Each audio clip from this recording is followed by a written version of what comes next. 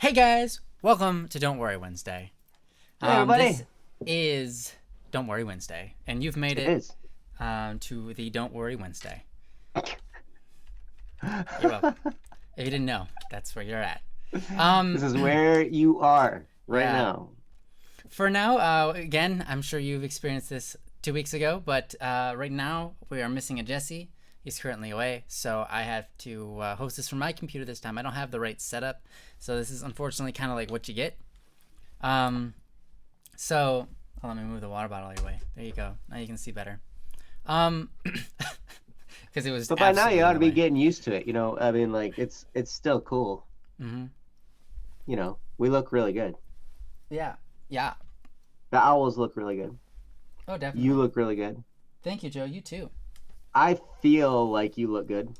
I feel like I look good. hmm Yeah, I feel like you look good too. Just Sometimes. sometimes I feel you, and I'm like, wow, this guy looks good. You know, like blind people do when they touch your face. Oh yeah. You feel Yeah. like you look really good. Yeah. Yeah. You feel like you look really good. Says a blind man who can't see. Yeah. So it's got to be true. Wait, Um, so for Tef, it's Tuesday? but it's what? What? How is it Tuesday for Tef? That's not possible. Tef, it's actually Wednesday today, or Aren't maybe we usually Thursday. the last ones to get to the Yeah, day? yeah. No, I Like, think Tef meant it's Thursday for him. oh, I think he said Tuesday instead of Thursday on maybe Instagram. that's what he meant. Yeah, Okay. that's what it is. That's okay. He's German, so his the day of his the names of his days are different, likely. Oh. So I'm sure it'd And be easy to get them spoken imposed. with higher volume. Yes, because they're German. Yes. Oh my gosh, that's funny. All right. Welcome to Don't Worry Wednesday, everybody. Once again, this is the show where we talk about whatever issues, whatever worries, or just general topics are on your mind. We come here as a friend, as someone with maybe a little bit of experience in our lives, and hopefully we can just give you a little bit of perspective on, whatever it is you're going through or whatever it is you're thinking about. Sometimes we just think about something and we're like, wow, that's deep. I would like to get to the bottom of that thought one day, and we can talk about that. That's always fun for us. Just, because I don't know, Joe and I like doing that in our free time sometimes. Um, just thinking about stuff. So Yeah. yeah, that's what we're here to do is relay those messages out loud. There's no reason to be afraid to post whatever you're worried about. Everyone in this chat is amazing. Seriously, you guys are Mm. all so awesome, so kind, so generous. And I love you all. And if you are worried, if you're a lurker and you're like, I don't really want anybody to know who I am, and I don't want them to know that that's me who said that, that's totally understandable. What you can do is you can send us an email, like Princess just posted, at dww@bss.studio. You can also post Mm. on our website at bss.studio, and or just type it in the chat here. But yeah, cool. So yes, today we've got with us Joe, who is our lovely star of the show. I'm lovely. Lovely, yes. And then Princess, our other lovely star of the show. No, Princess is our chat room hostess who has been posting already in the chat for us. So thank you. Welcome, Taff, Sophia, Little Miss, Sparrow, and Shiro. Welcome, guys. Oh, and Jeff, of course, he's here as well. hmm Sakura is here, I think, and Cherry. Awesome. Nice to see you guys. If I missed you, I apologize. Go, just write in the chat, and I'll get to you. I'll say your name if you can figure out how to pronounce that in letters. If you need a repeat, I don't have that. I've already said it, and I don't remember what I said. So good luck. Steve L comes in. Hey, how's it going, Steve? Hey, Steve. Yeah, awesome. So how you doing today, Joe? Man, I'm so great. You wouldn't even believe it. Seems like you have little faith in my ability to believe in you. You actually might believe it. Okay. Yeah. So, I actually, while you were talking about ways to get in touch with, I actually opened up my Discord for the first time in Cool. like forever. Yeah. And Sparrow, I noticed that you posted a link to a story that you're sharing on bss.studio. I think that's awesome. I can't wait to read it. And Haley, if you're here, I want to say hi back. But yeah, so for those of you who want to reach us on Discord, if you try to reach me on Discord, that's great. But I'm not on there all the time. You might have a So better ability to reach someone if you contact me instead. I'm on there always. yeah, yeah, Well, I've always got it up yeah. at least. Oof, I just read it. Big oof. Yes, I just read it, Sparrow. Sorry. Um, so yeah, I am horrible at getting on Discord. Oh, But I'm excited to get on now. And yeah. anyway, All good. I love you guys. Hey, Kendra. And I'm excited to be here, man. This Yeah. is one of my favorite times of the week to Oh, do yeah, Don't Worry definitely. Wednesday. I'm telling you, Definitely. to hang out with all you guys and to be here, with you. Kendra's always on Discord. Oh. Am I even friends with you on Yeah, Discord, just post it to Kendra. Kendra will relay it to us. Okay, maybe don't do that. Kendra? Hey, Crow. Hope I actually pronounced Yes. that correctly. It looks like it would be pronounced Crow, but hey, what do I know?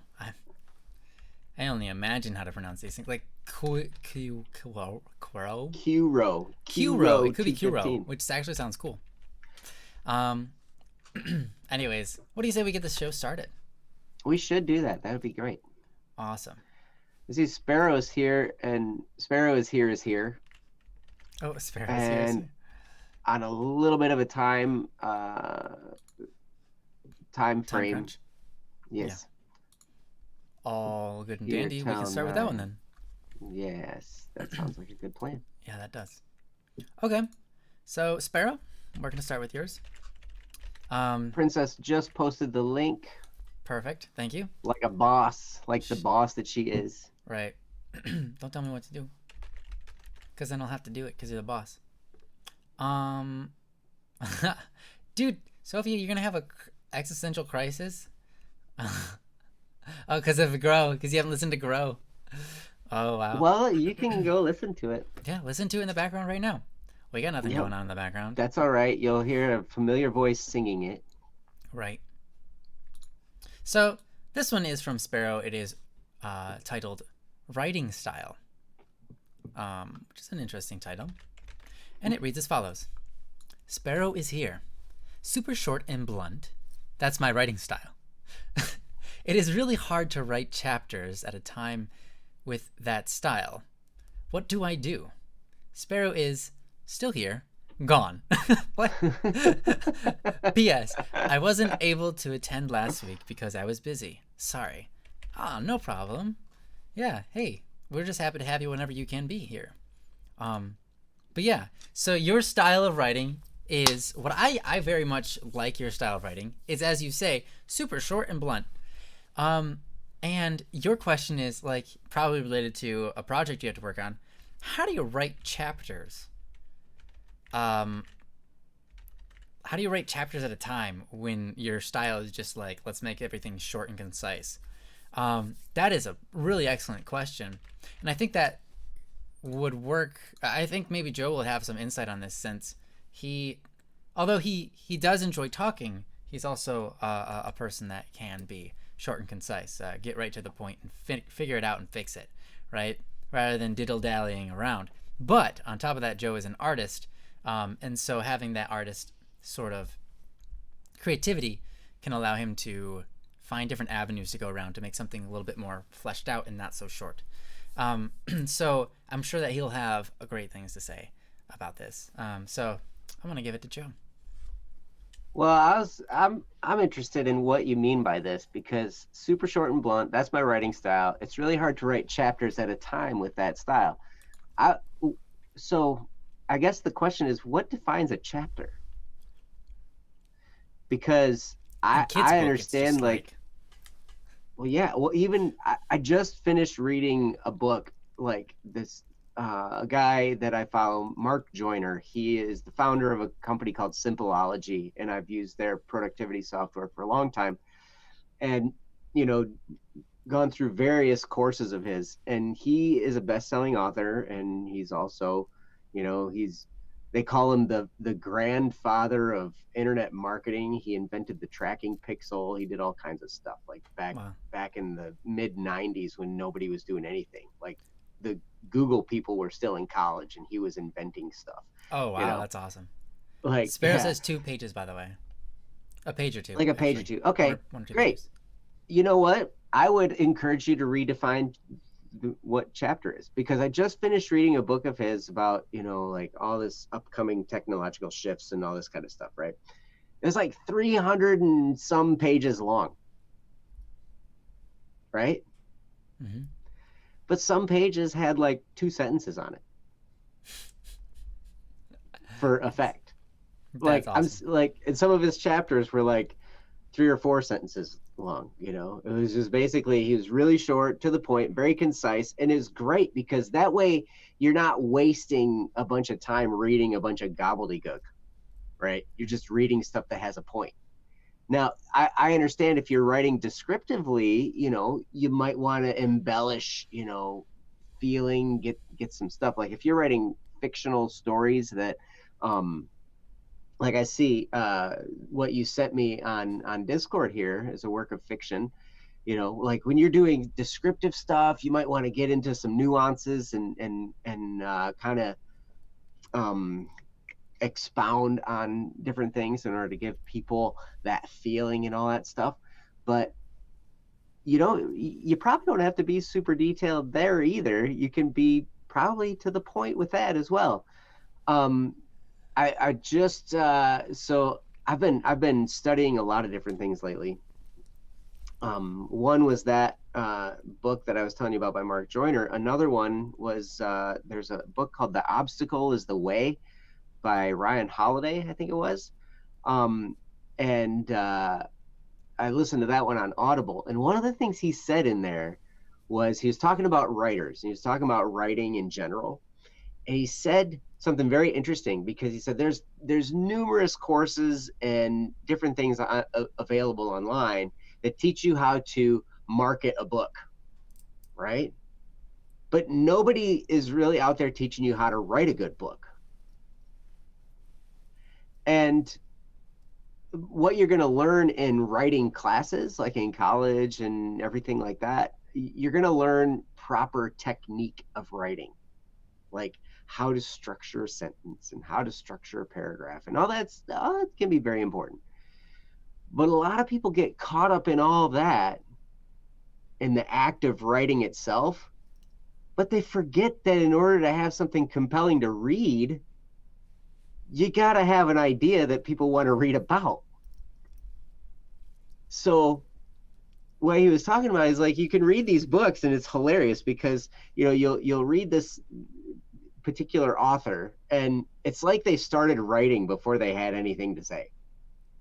And so you just read these empty paragraphs for like ever and it's just like a bunch of nonsense, like you get taught to BS your way through college papers and stuff like that. And it's almost like that's what they were doing. And what this guy Ryan Holiday was talking about, he's like, no, think about what you're going to write, outline it if you want to, but make sure you have something to say, because then you don't have to spend all that time writing just mind-numbing words.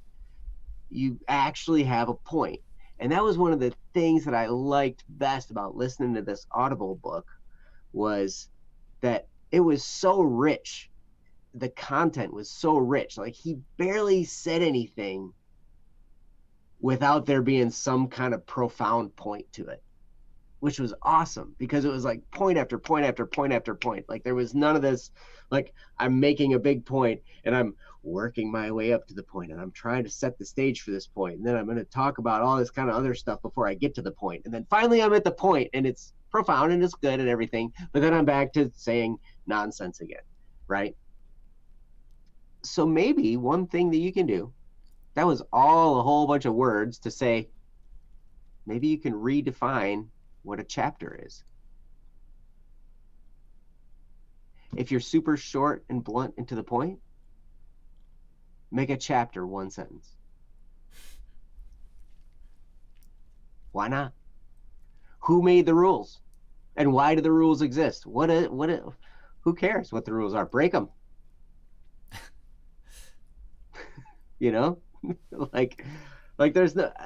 If you have something compelling to say it. Doesn't have to take a long time. What was it? Abraham Lincoln said the Gettysburg Address, I believe it was the Gettysburg Address. Probably. And he was the second speaker that day. Oh, that's right. Yes. I don't remember who the first speaker was. No one does. No one remembers that. I mean, so you can look it up in history books, yeah, but people don't remember who it was. And he spoke for like 2 hours. Yeah. And had all kinds of stuff to say. 2 hours of speaking. Abraham Lincoln gets up there, delivers one of the most powerful and remembered speeches of all time, the Gettysburg Address, and it was like 7 minutes. Yeah. And that's all he had to say. And it was remembered, partly because, I mean, really, when something's short and to the point, it's digestible. As a reader, you're not sitting there going, I'm just reading this guy's long, drawn out, crazy talk about nothing before I get to a point. And then, boom, you come along and you write something that will be read by millions and millions of people, sell millions of copies, because it was short, it was to the point, and it was easy to digest, and it was profoundly important to people. That is powerful. So I think if you have a rule somewhere in your head about how long a chapter is supposed to be, break that rule. Be a rebel. It's kind of fun. So give it a shot. And with that, I'm going to try to be profound and to the point and turn it over to Ryan and see what he's got to say. Yeah, that was actually really good, Joe. I wasn't expecting that. That was perfect. Yeah, that's really interesting take. See, if I would have started, I would have said, all right, fill it up with a bunch of gobbledygook. So I'm glad Joe went first so that I don't have to say that. No. No, one thing that I always, I think that a lot of people are compelled by, you see there's multiple different personalities in the world. Some people like one thing, some people like another. One of those things is like when they open a book and they begin reading, right? Some people like numbers. They like logic. They like it straight and to the point. They want you to tell them what they're supposed to be doing or what the information is. They don't want any extra stuff, right? And then there's a whole other spectrum out there who want a story. They want something to compel their emotions. They want something to move them inside. Something that will force their emotions to act and have a reaction to your book, and then that cause them to move forward. That helps them remember what your points were. So stories are a good way to add bulk, if you want to just add bulk to something while actually appeasing somebody. You don't want to do that thing where I'm sure, like Joe was talking about, you open up a book and you read like 400 words in and you're like, what? Why is this guy going around the bush so much? Like it's not even compelling. It's not even a story. It's just some weird background knowledge you don't necessarily need. And it's all like, he's trying to use all the advanced words and it's just like 3 pages of nothing, you know? So to avoid that, tell a story. Tell a story that relates to you or that you find is real. You can make one up as long as it pertains to what you're talking about. People like stories. Not everybody, but not everybody also likes short and to the point. So you can appease both crowds by doing a mix of both. I find that a lot of times with the really good writers, do a solid mix of both. They know to incorporate straight to the point messages and stories side by side, or sometimes they'll throw it in, sometimes they won't, the whole story. But when you're a person that knows a lot about a subject, if you can be passionate about that subject, that passion can be seen on the page. I have a problem where I'm writing a story, and I'm not very far in it. I've written just 3 chapters, and I find myself going like, man, I thought I would be over here with my story by now, but I'm still stuck over here, like I'm barely moving along, right? And that's cool. Um, but to have the opposite situation where it's like I start and then it's like it finishes immediately because I'm so quick to the point. I think that's great. Like Joe was saying, that's really a good thing, because it helps you move forward a lot faster. But just like, I said, if you focus more on telling a story inside, even if like your whole thing is telling a story, right? Maybe you're writing a book and it's supposed to be a story, and you're like, how am I supposed to put a story inside of a story? That's pretty easy, actually.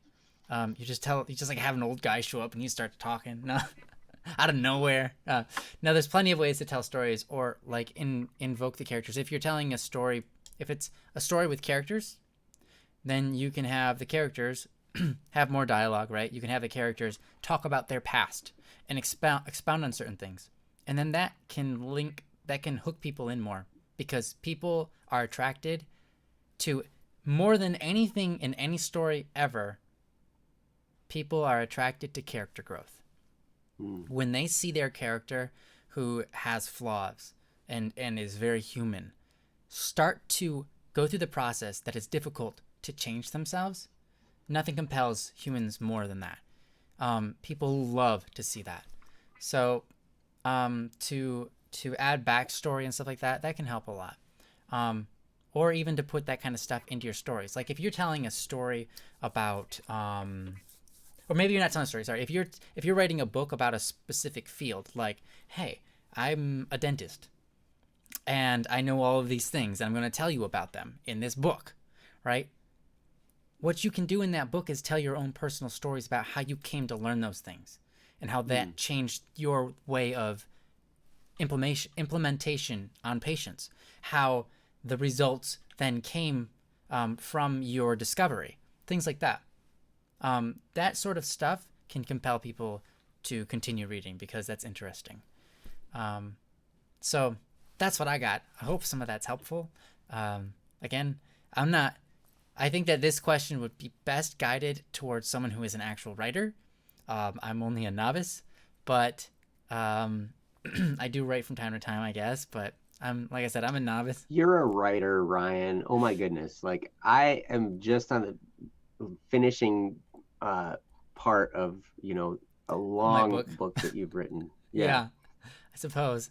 But that's Now, yeah, now his chapters aren't that long. right. 3 paragraphs, maybe 4 paragraphs, something like that. Not all that long. There's a lot of artwork in this book as well. And so it's going to end up being like 130 something pages. It's amazing. We set out to do 70 pages at most. I know it's crazy, but there was so much great art that had to go in there, and all of your wonderful words of wisdom and everything like that. And so like I was looking at that, I was actually going, but it was funny because for that book, I was going through and how much it's going to be, like how big it's going to be with that amount of pages. It's going to be like more than a half an inch thick. Wow. Like I went through the calculation of how to calculate the size of the spine, because you have to do that in order to figure out what you're going to make your cover art, right? Right. So all your cover stuff, you got to get all the dimensions right and everything. And so I calculated the with their page, the page gauge and everything like that, and all how many pages it is and everything. It is, okay, it's this many pages, it's 105 weight, it's this and that, da da da da da. They're like, yep, it's gonna be like 0.59 inches thick. I was like, Wow. that's a serious book right there. Like, Yeah. It's gonna be heavy. Oh man. yep. So it's gonna be pretty cool. And Sparrow. no worries, Sparrow. If you didn't buy into the book on the Kickstarter, no big deal. We will have extras. Yep, we are gonna have extras up for sale. Yep. Once we get them, and Yep. all of them are shipped out to everybody, we'll throw them up online, and anyone who's like, man, I missed out on that opportunity, can now come and get it. Mhm. It is going to be, honestly, if you are even a little bit into Criminal Idol, you are going to love the book. It's great. It's really great, and not because I did the layout. It's because of the writing and the art that are in The there. It's writing, the art, but most of outstanding. all, the fact that Joe did the layout, it's so good. It's not I'm going to whatever, wink at you, whatever. both eyes. uh, but at any rate, it's Yeah. pretty cool. Mm-hmm. Um, so Sparrow, I'll tell you, you have a gift, Yeah. and yeah, just redefine your chapters. That's an interesting thing. Sometimes we get stuck in a paradigm and we're like, okay, stuff's supposed to be a certain way. Yeah. Yeah. It's so It's like true. the whole thing. It's like the whole thing with you know, oh, people are talking about, oh, if you eat fat, you're gonna get fat, and it's totally wrong. Right. Fat doesn't digest into fat. Right? It does not. It's like you look at everything and it's like, nope, it's actually sugar. So, Right. Sugar oops. digests into fat. Fat does not But digest into fat. here's another funny thing about all that. It's like anytime some new information hits the world, there's some expert that comes on and they talk about how they have it all figured out. And then what happens is they were wrong about a lot of stuff, and so then they have to come on again, and then, oh, we got it all figured out now because we learned this, and now we have it all figured out. And they make all these sweeping generalizations, and they make all these big paradigms for everybody to follow their lives by, and then it turns out that's wrong. And so then they have to come back on, a few years later. Ah, now we have it all figured out, and it just goes on and on and on. And the truth of the matter is, we'll never have everything figured out. So try stuff. Bend the rules, break the rules. It's okay. You might just stumble across something that's even more better, if that's Yes. a Even more way you can better. say things. Yes. Mo better, people say. Mo better. And then all of a sudden, you break the rules and you come up with something new and better and that sells more or, impacts more lives or whatever. And then all of a sudden, you're the new standard. True. And then some expert comes on, oh, because of Sparrow, now we have it all figured out. And then, well, and then you come along and you break the rules again. You figure out something new. And that's progress. It's awesome. So I'm proud of you, Sparrow. I can't wait to read what you've written for this work of fiction, the District 68 Part 1. Yeah, and I'm sorry for not reading it yet. I'm excited, I'm supposed to, because really, I'm excited for all you guys. Yeah. I just want to put it out there. Everybody that's here, this is a very limited crowd right now. And so I feel like I can be safe in saying this. But if you have creative abilities in anything, we in the near future are going to want to partner up with you. And work with you and get stuff out. We want to partner up with people who are thinking, good things and that are moving forward and that want to, create things. And we want to collaborate in any way possible, make connections in any way possible. Like we want to work with you guys. So yeah, go to bss.studio and put stuff out there. It's going to be awesome. Sorry, Ryan, what were you saying? Oh, I was just saying, yeah, when Black Static and Swerve got started, it was a company designed to be for you guys, actually. Not like a company for you, but a company to incorporate everybody's work and help them move forward with their careers and stuff like that. And so that is hopefully finally starting to get underway after all these years of working on stuff and figuring things out and doing things wrong or doing things kind of right. So yeah. Yep, we want to grow along with you guys. We want to, it's going to be a fun ride. So, but anyway, let's so thank you Sparrow, so much, Sparrow, and keep writing. So let's see. Who's this from? Man Left Behind? Are they here? By any chance? I don't know. I don't know either. I do not know. Maybe Princess can confirm or deny that. Other than that, we've got Hyrule Ichikaru Jack, Sumner Kagan, John Doe, Munker Star, and Man Left Behind. That's who we have right now. And of course, you guys, if you have anything on your mind, you can obviously post it in the chat, and that would be appreciated. Yes, and Munker is an option if no one has something right away, because Munker is going to return to these videos and watch them, which is cool. Thank you, Munker. You're amazing. Yes.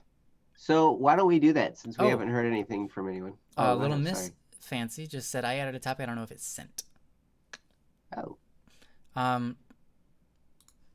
But, yeah. And Kendra has a question. You have a question? What kind of question? Steve L added a topic. Added a topic as well. Wow. We got all these people adding topics. What is this? Yeah, guys, stop it. Let me refresh. Yeah, I did. Steve L added a topic. Where did you add the topic, Steve?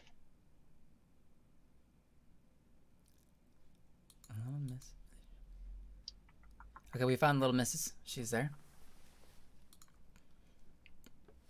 Princess, I entrust this to you, that you find Steve's topic as well.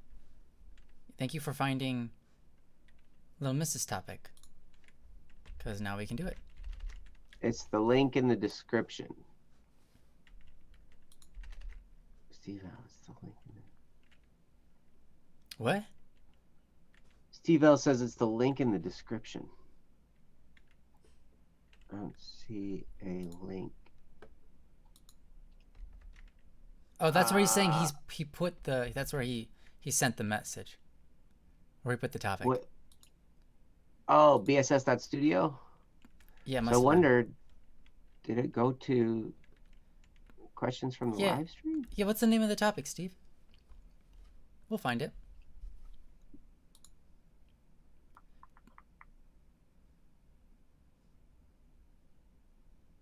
Oh, are you Loosey Goosey 1? Oh. Yeah, who's... That's funny. Someone play elevator music. Ding, ding, ding, ding, ding,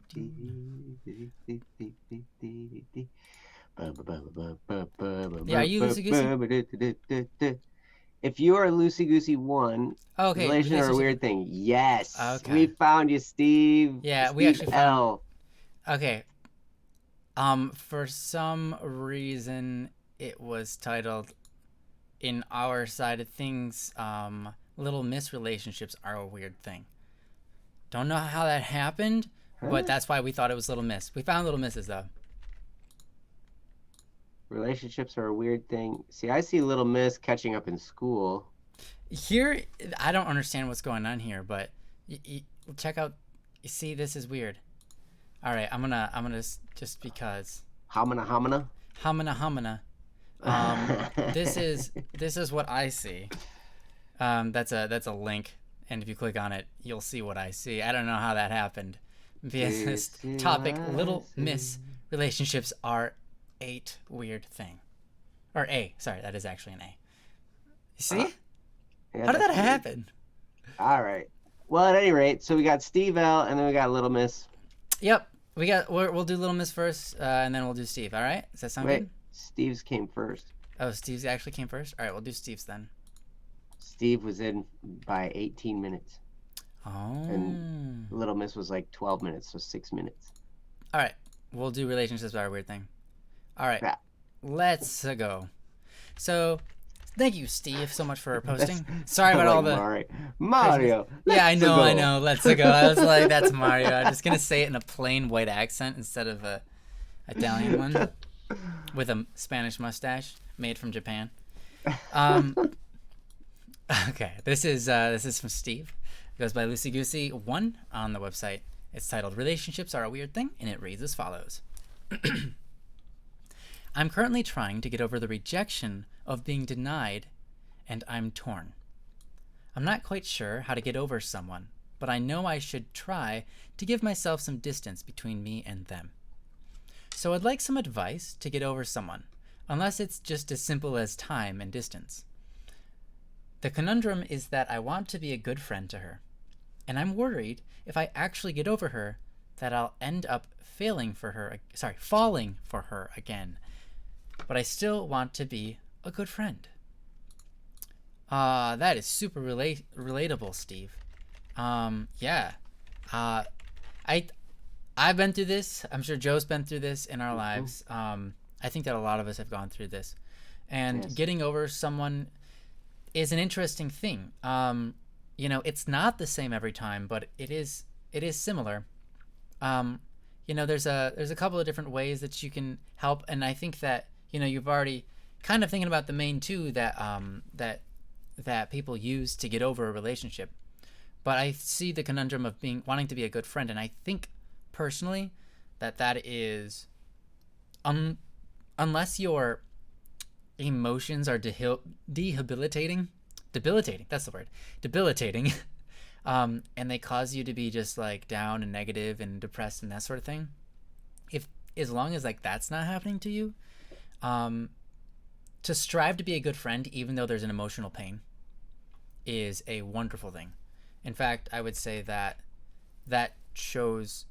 doesn't show anybody else, but it shows you at least, and anyone who's watching, how good of a friend you are capable of being. That you're willing to deal with emotions for another person's sake.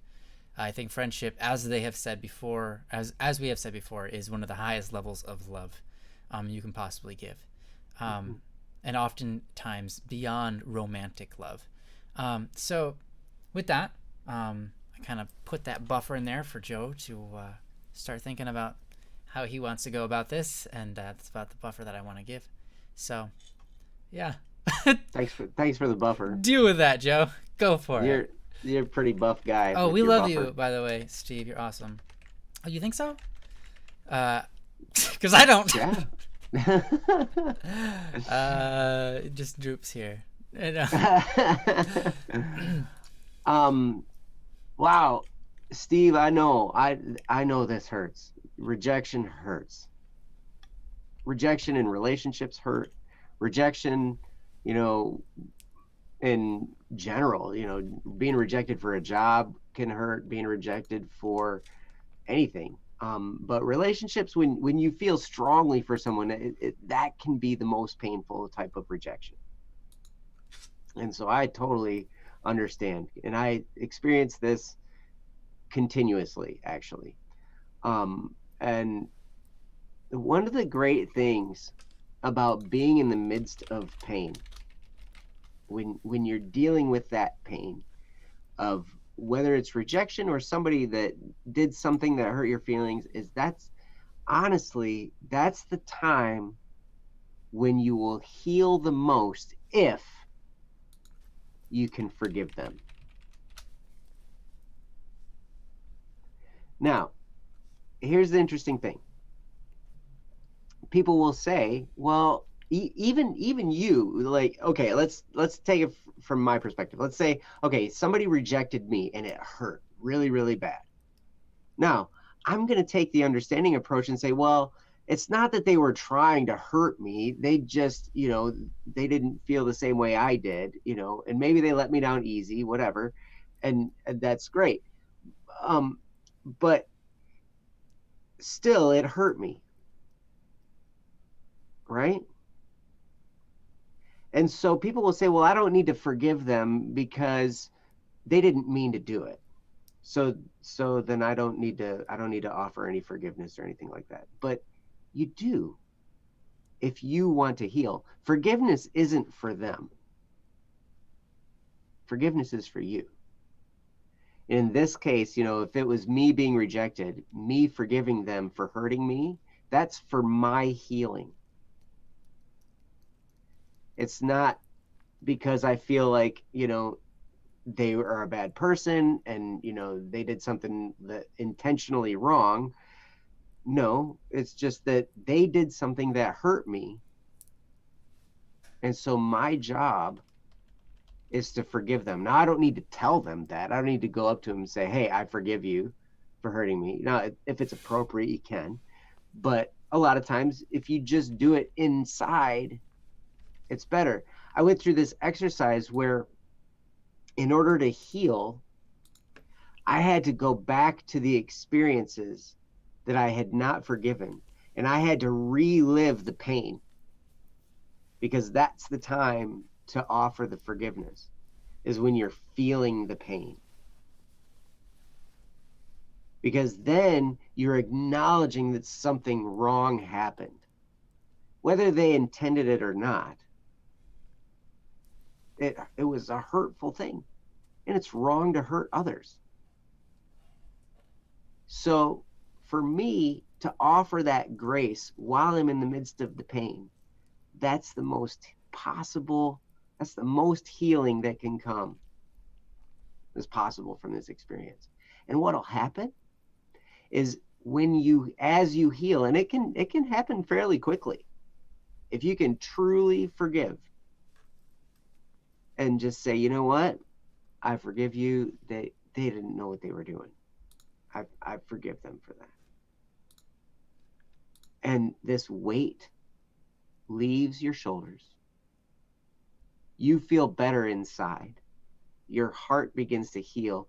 You're now stronger as a result, so you can handle more and more extreme cases of rejection, because now you're more resilient.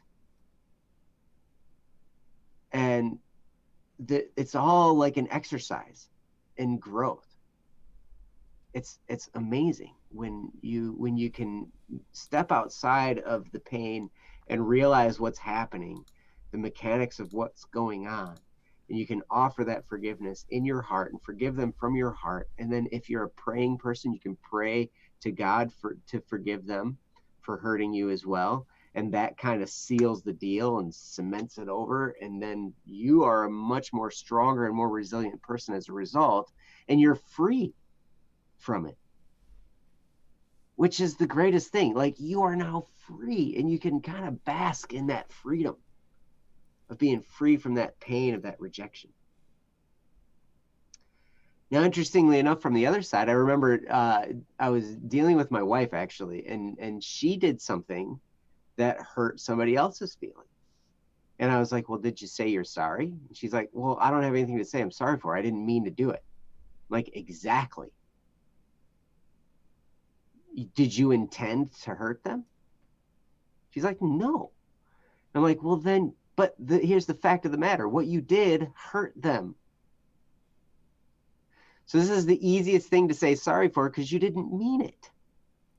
It's harder to say you're sorry when you meant it. Yeah, when you had to swallow your own guilt. You're exactly. Like, right. But you didn't even mean to do it. So it's like, so that's the easiest time to say you're sorry, because you didn't mean to do it. So you can say, I'm sorry for hurting you. I did not want to hurt you. That was not my intent at all. I am so sorry that hurt you, because that was not what I wanted to do. And so really, and then that's from her side, that's how she heals from the experience. When an offense happens, and I said this, I think I said this on the last stream, when something happens that hurts somebody, the person who gets hurt by it, what heals them is forgiveness. The offender, the person who hurt the other person, what heals them is repentance, to say I'm sorry and to truly be sorry for it. So that's the mechanics of how that works, like how to heal from these things. And you can heal by forgiving without them saying they're sorry. In fact, I recommend it. Because to just go around being not forgiving,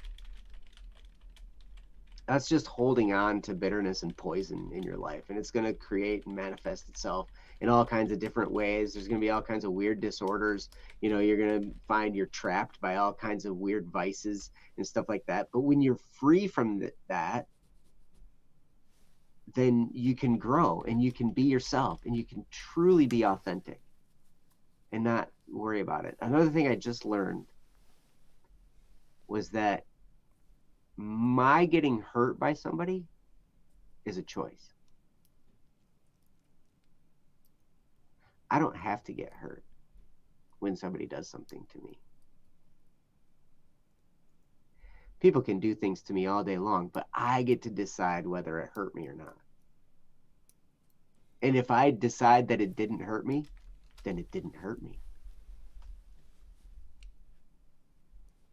Let that blow your mind for a minute, because when I heard that, I was like, that blew my mind completely. I'm like, what? This is a choice? Like, no, somebody did something that's offensive, and so I'm offended and I'm hurt. Right. But no, people can do offensive things all day long, and I can just skate right past it, not let it bother me, not let it hurt me. But in those events where somebody does something deeply hurting like that, where I did not avoid the pain or I chose to indulge in the pain, then the way to heal is to forgive. Whether they meant it or not. In fact, when they didn't mean it, it's all the more important to forgive them. Because then it's like, and it might be even easier, because you're like, yeah, I forgive them, because they didn't know. They had no clue. They were just living, and they were maybe they were being a little bit reckless. But then you can heal, and it'll pave the way to you being a better friend, because you're not holding any animosity for this experience. You're not harboring any, resentment because of your pain. You've let go and you're free. And you can love them as a friend freely without attachment. So hopefully that's helpful. I'm going to turn it over to Ryan, because Ryan is very wise when it comes to dealing with this kind of stuff. So I would definitely turn up your volume and listen to Ryan. I'll talk really close to the mic. No, I'm just kidding. In whisper. So yeah, no, thank you so much for that, Joe. Just as a side note, everybody, a couple people joined. The current layout is because Jesse is not with us, who is our usual producer or host, and producer. That's the right word. He's out, so right now we're just kind of throwing this together as a substitute, and so we should be back to the normal next week. But anyhow, loosey-goosey. Honestly, it's a really interesting thing, because so much of this is in your head, like Joe was talking about, right? It's mostly in your head. One thing that I like to think about when it comes to these type of things, right? I ask myself why a lot. Like, if I'm feeling an emotion and I don't like it, I ask myself why. Why am I having this emotion? And in these positions of like, well, I just got rejected, right? Sort of thing. I wanted this really bad, and then I didn't get it. And I'm like, wait, I wanted something for myself, and I didn't get it, and therefore I'm sad. Okay. That's what a child does. And it's what a lot of adults do.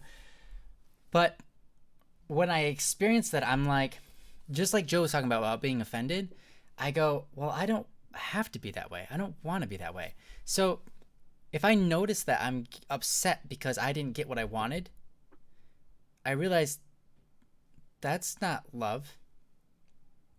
That's about me. Love isn't a one-way thing, right? Love is all about what I can give for them, what I can sacrifice for them. Mm-hmm. Love in its purest form and its most identifiable, most incredible form is a sacrifice. And that sounds crazy, but when we sacrifice, when we do something difficult for somebody else, when we go through pain for somebody else, that's love. When we go through pain for ourselves, that's also love. And you can do that. When you push yourself into a position you're not comfortable with, but you do it for yourself, it's somewhat painful, but it's rewarding and it changes who you are inside. And that is an advantage you gain from loving yourself. Because when you love yourself, you can push yourself through those sacrifices, right? And similarly, when we love somebody else, we're able to take the pain for them.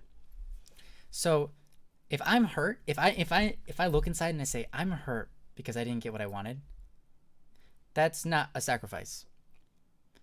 That's just me being sad I didn't get what I wanted. But if I look inside and I say, because I can flip this at any point, I can go, you know what? I'm changing why I'm doing this. The sole reason I'm carrying on is because of this. So I can change at any point and say, even if my heart was in the wrong place before, I can put it in the right path and say, you know what? I can bear this. I can bear this pain because I do love them so much. Does that make sense? So, yes, it makes sense. Cool. So with that, what I would say the best step forward from here is to be that friend and bear that pain. But here's the thing. You will get over it, right? When you consult yourself and say, I don't need to be sad. It hurts because there's something I want so badly. But to remember that just wanting something isn't really what love is. People go, I love cake. I love pineapples, right? But you don't say that about a human. You don't say, oh, I love Georgina. In the same way that you say you love cake. It's different, right? Loving cake is like, man, I wish I had some right now so I could eat it, right? I wish I had some cake right now because I highly enjoy the way that it tastes and the way that I feel inside. But when it comes to loving a human being, you don't stop there. You might say, I love this person because every time I'm around them, I highly enjoy the way I feel inside. I highly enjoy the way okay, you don't enjoy the way they taste. They taste like flesh, which is salty. So, but you could say, I highly enjoy them because I love being around them. I love being around them, right? But love, being a human person, goes farther than that. Because it's not just about your own emotions. It's about them too. And their emotions, right? And so to put our mind frame, to go back into ourselves, whenever we feel that pain, we can say, why am I feeling this pain? Is it because I truly love them or because it's something I want for myself? And if my answer is it's because I want something for myself, I'll immediately go like, okay, well, I'm just going to ignore that pain then because that's not helping anybody. That's just making me feel like poop for no good reason. I don't like that. But if I go, okay, yeah, I'm feeling this pain because I want something for them. I want more for them.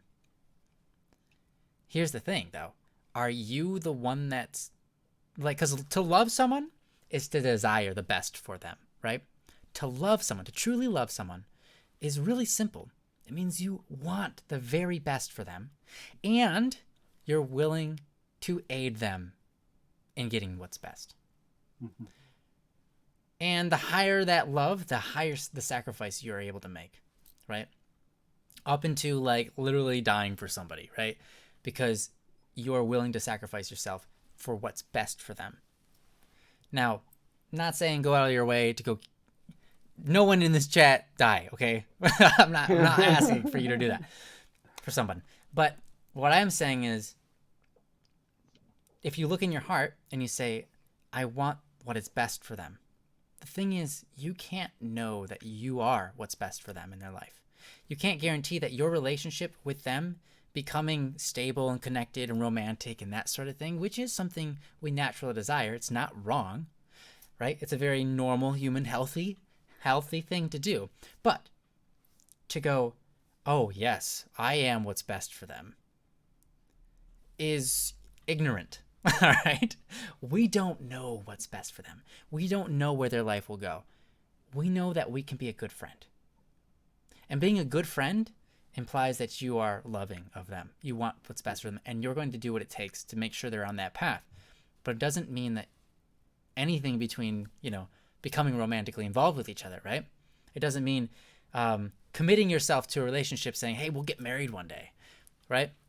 Which is a beautiful thing. It's a beautiful goal. But friendship, the Greeks said, friendship is a higher form of love than anything. And I think that they were pretty right. Eventually, they came up with one more form of love that they figured out was higher than that, and that was a godly love, and that is basically what I defined as love, to desire what is best for another. But it's interesting because you can be someone's friend and love them, but not have to say, I want them for myself, right? So I think if you approach them, right, and you're trying to get over this feeling, if you tell yourself that, if you confront that and you just think about it and you go, okay, yeah, I just got to pull myself together, right? I'm not doing this for me. I'm doing it for them. Here's the beautiful thing. When you focus on somebody else, you stop focusing on yourself. And when you stop focusing on yourself, you stop feeling that pain. It's only when you focus on yourself that you feel that pain, because that's an inward pain. When I look at myself and I'm thinking about, like, hey, what do I feel right now? Then I will feel it, right? If I just get hurt because someone does something mean to me, and I'm thinking about myself, I'm going to feel that pain. But if my heart is somewhere else, if my heart isn't just stuck inside of me, my heart goes out to everybody else, right? If my heart is outside of me and I'm looking at me and I can say, hey, you know what? I'm going to be the most loving, kind person I can in this situation. Even though they just hurt me or tried to hurt me on purpose or did something mean, I am going to put my heart in a place where it's on them. And I say, hey, you know, that wasn't the nicest thing to do. You know, so how about we talk later, you know? We can figure this out. What's going on between you and me, right? Or like, you know what I did in school one time? Someone made fun of me and I just laughed with them. And I was thinking, what's the best thing I can do for this person? If I call them out or if I argue with them, that doesn't help them at all. It doesn't help me either. So what if I just laugh with them and I make them feel good about their joke? It wasn't a good joke, and maybe I was training them to do bad things, because you're not supposed to do that. You're supposed to call people out in, you know, if you have that sort of relationship with them. But I didn't have that sort of relationship with this person. If I called them out, they would just get mad at me and nothing would happen. So I laughed with them. And you know what happened? They felt good, just like I expected. And you know what also happened? I immediately dropped it. All of the pain that I felt was gone. I was like, mission success. Like, that didn't hurt at all, because instead of going and like coiling up inside of myself and going, oh, geez, what am I supposed to say to that? That was so mean and whatever, right? How do I get back at him? You know, instead of coiling up with inside myself and feeling sorry for myself, I immediately just went, what can I do to make them less mean? What can I do to make my relationship with them better? What can I do to change the scenario so they're not focused on being mean to me, and instead we just kind of move on? And then I take my action, and because I'm focused on them, I don't even think about what's inside of me, which means I don't feel any pain. So I'm not saying that we need to get rid of our emotions. Emotions are a very beautiful thing. We need to look at ourselves, right? We need to be conscious of ourselves, make sure we're moving forward. But not every emotion we feel is correct. I think a lot of the world gets this idea that I feel this and therefore it is true. I feel this and therefore I should be upset. I feel this way and therefore you are wrong and I am right because I have this feeling, right? But the feelings don't dictate truth. Feelings are a reaction, and they are not in any way melded with any sort of truth or falsehood. They're just a brain chemical reaction that we can go, okay, do I want to take this reaction and use it? Or do I want to step to the side and say, I'm going to come up with my own reaction and use that one instead? And I think sometimes that's really the better option. It's called emotional intelligence. IQ. And your emotional, EQ. so, huh? EQ, sorry. EQ. EQ. Yeah, IQ. IQ is when you have intelligence quotients. Intelligence quotients is like what you take tests for. And they'll grade you and they'll be like, wow, you have a 400 IQ. That's insane. You were smarter than Einstein. All right. EQ is not generally tested, but it's far more important. I will tell you, if they taught people EQ in class, we would live in a better world. We just would. The world would be so much easier and better to deal with everything. We would have more patience. The virtues would be easier to get to. The world would be awesome, but they don't teach that in school. EQ is something you have to learn on your own when you deal with people, and that's emotional quotients. And I don't think there's a test out there. But anyways, that is a very important thing. It's an awesome thing to learn, and it changed my life in so many ways, and Joe's as well. So, I know I kind of went through like a bunch, and I'm sorry, Steve. Hopefully some of that was helpful. I would, if you don't mind spending a little bit more time on this subject, I would go back and listen to what Joe said and what I said. And so, because like a lot of times when I listen to people talk, I miss like half of the things they say. And I replay it back and I'm like, oh my gosh, how did I miss that? That was so, yo, geez, that was like the whole point. How did I miss that? Like, wow, or that was really, really good. How did I miss that the first time? I heard it, but it didn't click, you know? So I would recommend going back, not saying in any way that you aren't smart enough to get all of it. I'm just saying go back because you are smart enough to get all of it, and it's important to do so. So, yeah. Anyways, you got anything you wanted to say or add on to that, Joe? Yes, I was loving what you were talking about how loving people is wanting what's best for them. I didn't want to, I don't know if you pointed this out or not because there was other stuff going on administratively and I was like, so I was kind of in and out. But if you, I don't know if you mentioned this, but sometimes what people want is not what's best for them. Oh, yes, that's true. So there's a possible trap. Sometimes we get caught in this trap where it's like, I want what's best for them. And so we figure we're just going to help them get whatever they want. But that's not necessarily what's best. So sometimes, I know I've been caught in this before where it's like, okay, I want what's best for this person. I want to be a servant to this person. I want to help them. I want to be there for them. I want to, do whatever I can to make their life better. And so what ends up happening is I end up getting trapped in this, routine of just doing whatever they want. And what they turn into is a spoiled brat. Yeah. And that's not good for anybody. Well, I've done that before. I mean, I've made spoiled brats before. Yeah, it's horrible. Yeah. And so then all of a sudden now they're just mean all the time and whatever. And so, and it's because, and you did it. Not you, I'm saying I did it, right? Like I contributed to that by just doing whatever they wanted. And so so sometimes what's best for someone is to figure something out on their own.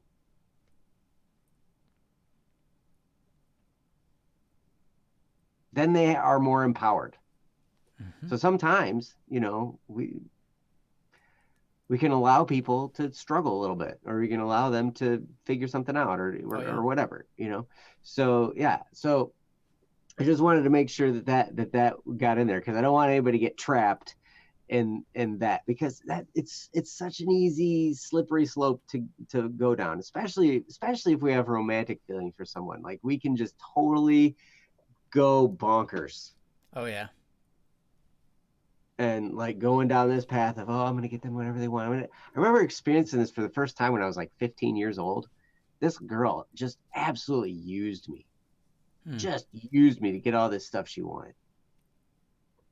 It's in like 10th grade. And, it wasn't even like a romantic thing. There wasn't even anything going on. But for somehow this girl found a way to just get me to get all this stuff for her.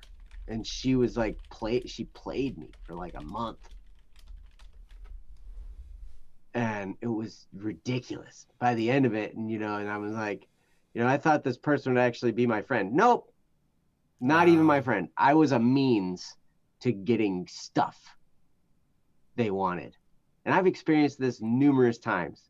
I've experienced this in serious relationships. I've experienced this in not so serious relationships, but we can get totally just used and abused to get stuff that people want, but it's not what's best for them.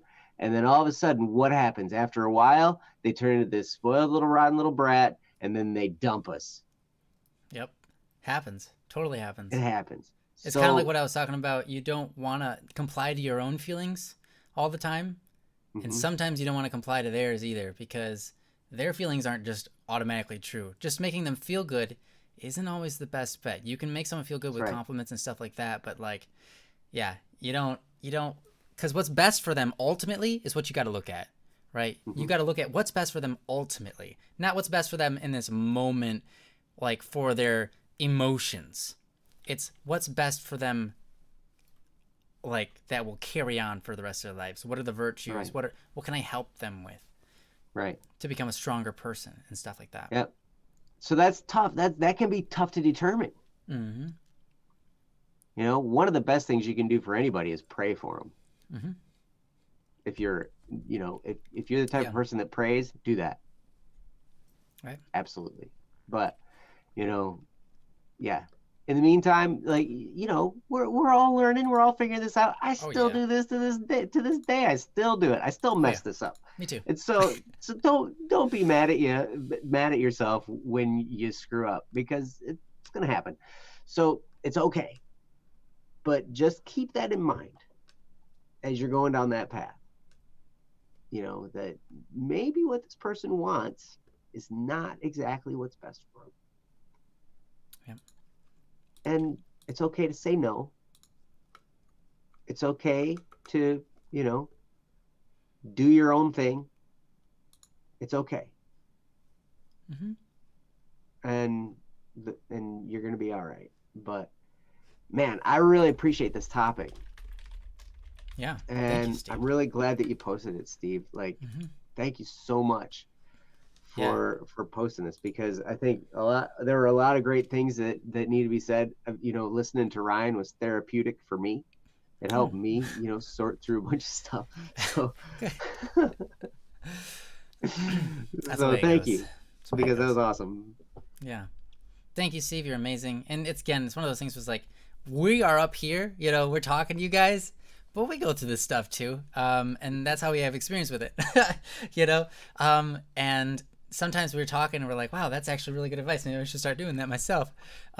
So Ah, Steve says, so should I distance myself or bear the burden the best I can?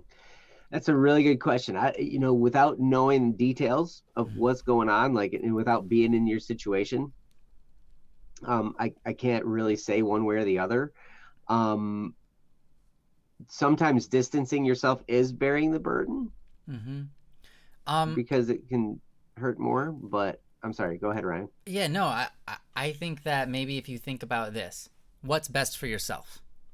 Hmm. Um, and I don't mean just what's best right now to make you feel happy and get over it, but again, in the long run. And if you don't know what that is, again, you can pray or think about it or meditate. And then here's the thing, ultimately, there might be no absolute truth here. There might be this would be better than the other. So you pick one and you stick with it and you make it work. And if it doesn't work after like a month, go, okay, I'll try the other one and see how that Mhm. goes. Yeah. It's an experimenting thing. And, you know, we're all different people. We all get over things differently. That's one of the things I originally wanted to start with is we're all different. Um, Mhm. some people will dwell on something for 2 minutes and get over it. But in those 2 minutes, they freak out. And some people Yeah. will hold on to something that happened to them and it looks like, wow, that's such a little thing. Like, why would you even care about that? And they hold on to it for years and years and years and let it bog it down. So we all have to kind of figure out our own way. But I think, if you want to be a good friend, I honestly give you props for that.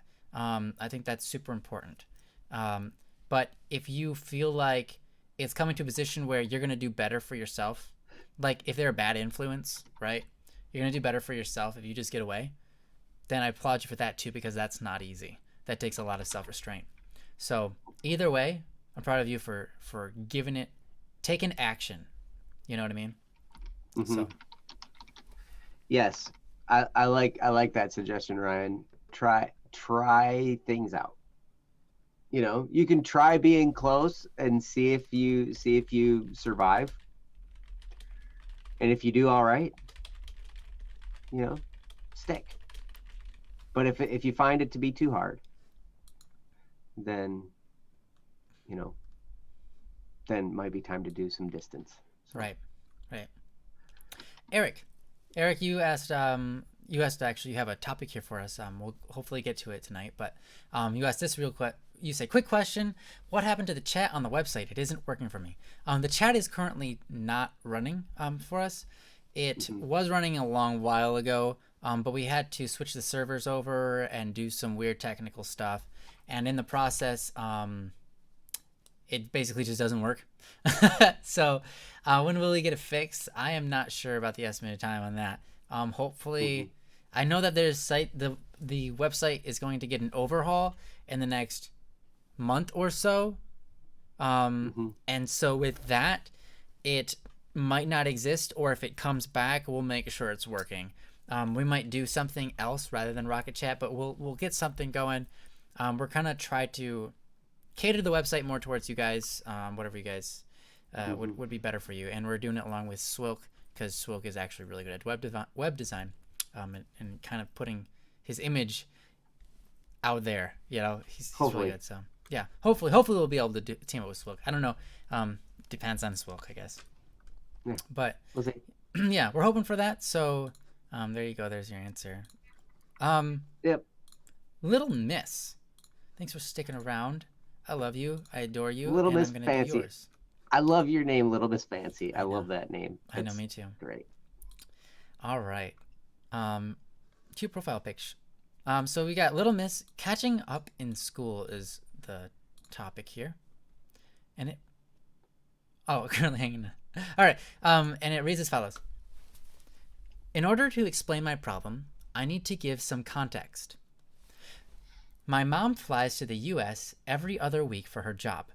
My mom is the only person who can drive me and my sister to school, so instead of going to school, we miss a couple of days every month. Last month was probably the worst time to miss school because it was the start of a new semester for me, and catching up has been really tough. I missed about 10 days of school, I think. I'm used to having to catch up a bunch of work on multiple projects at a time, but it's been hard learning all the new things my teachers have just taught, especially French. Oh my goodness. There is an there's an efficient way to learn something really quick in a oh, is there? That's what you asked. Is there an efficient way to learn something really quick in a short period of time? Sorry if my grammar isn't is sorry if my grammar in this isn't very good. I'm really tired. Thank you for reading though. Okay, Mhm. your grammar was perfect. I was the one messing up trying to read it. You did great. Thank you, Little Miss, for this question. And yeah, this is an interesting thing because it's about school. It's a controversial topic, believe it or not, at these days. So yeah, learning things efficiently, learning things really quick in a short period of time is an interesting thing, because it gives you the possibility for very short retention. Um, and depending on the field, that can be okay or that could be a not good thing. Like, depending how many years you want to take a French, you might need to retain some of that information. So I'm sure Joe has some interesting ideas to hand over to you about learning things at a faster pace.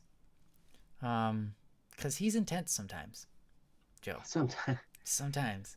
I just don't have time.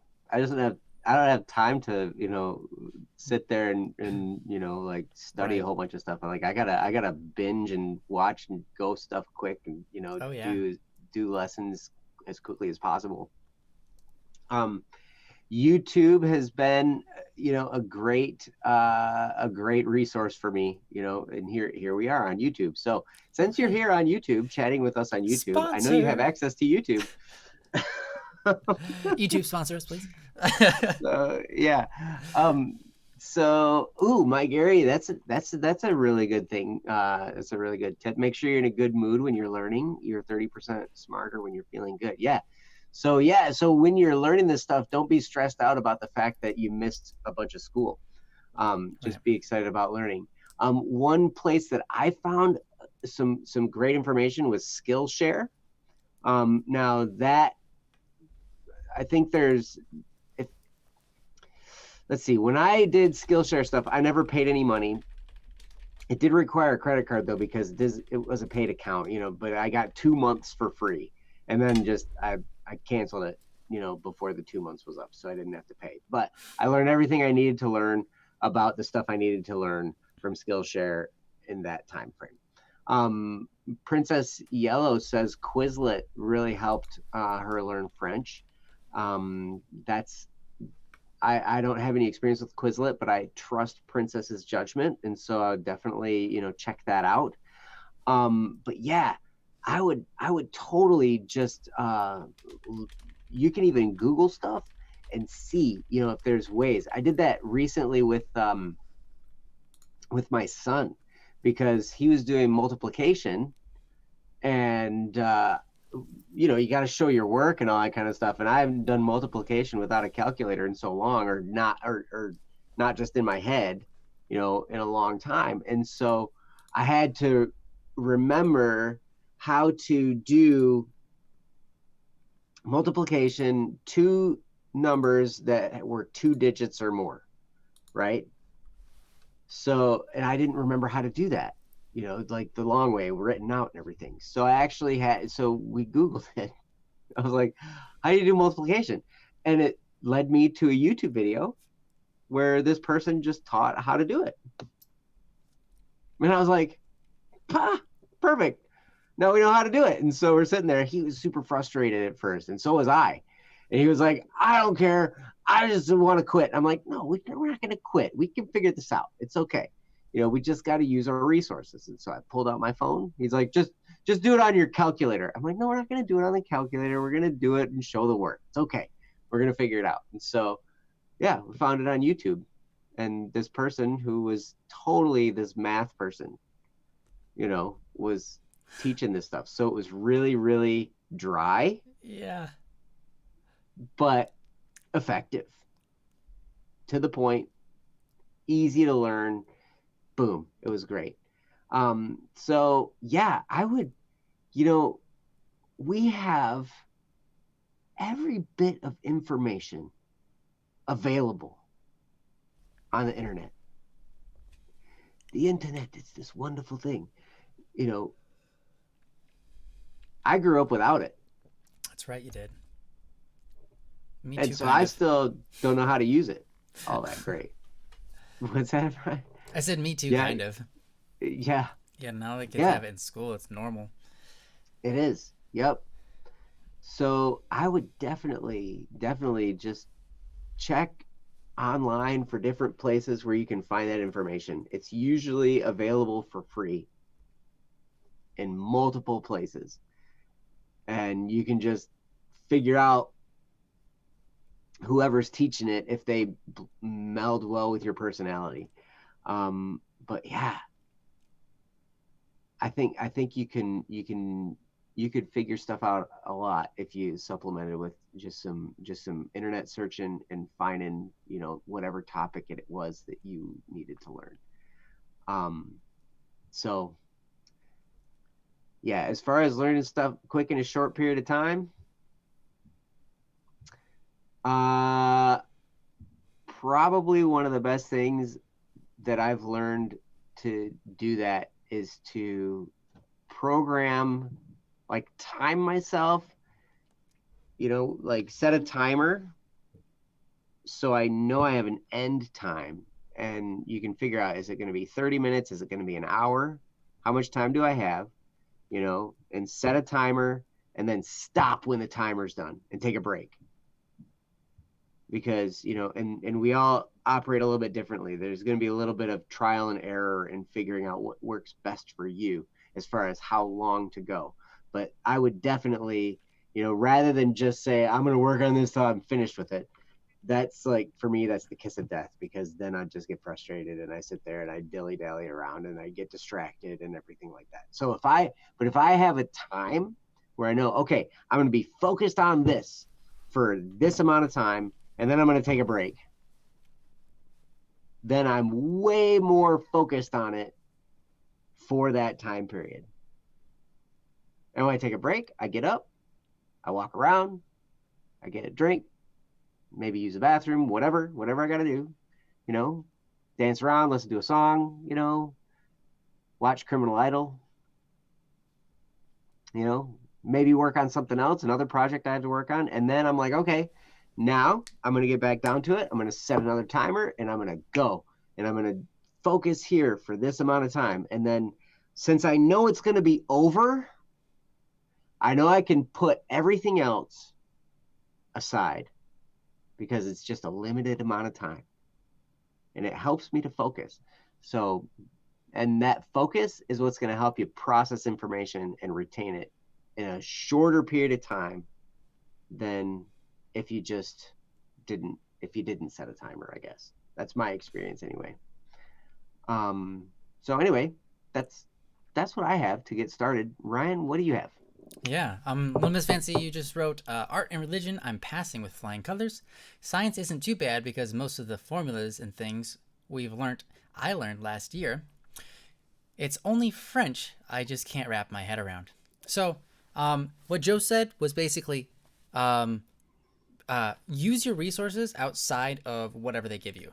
The internet is fluent with, like, it's got so many, and some people learn different ways. So, Little Miss, you might be reading a book and go like, man, this is really hard.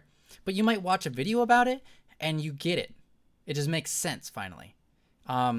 Or you can read an article about it and then all of a sudden you get it. Or you can look into the etymology of it and like, oh, this word comes from this, comes from Latin. I even know that word. That's what we use in English. The way it's just slightly different or whatever, right? There are many different ways we learn. Or we come to understand words or whatever. So use outside resources, at least try to figure out maybe something might work better for you than what they're giving you. Okay? And then the other thing Joe said was time yourself, which is basically to operate in a kind of like going back and forth between play and work, right?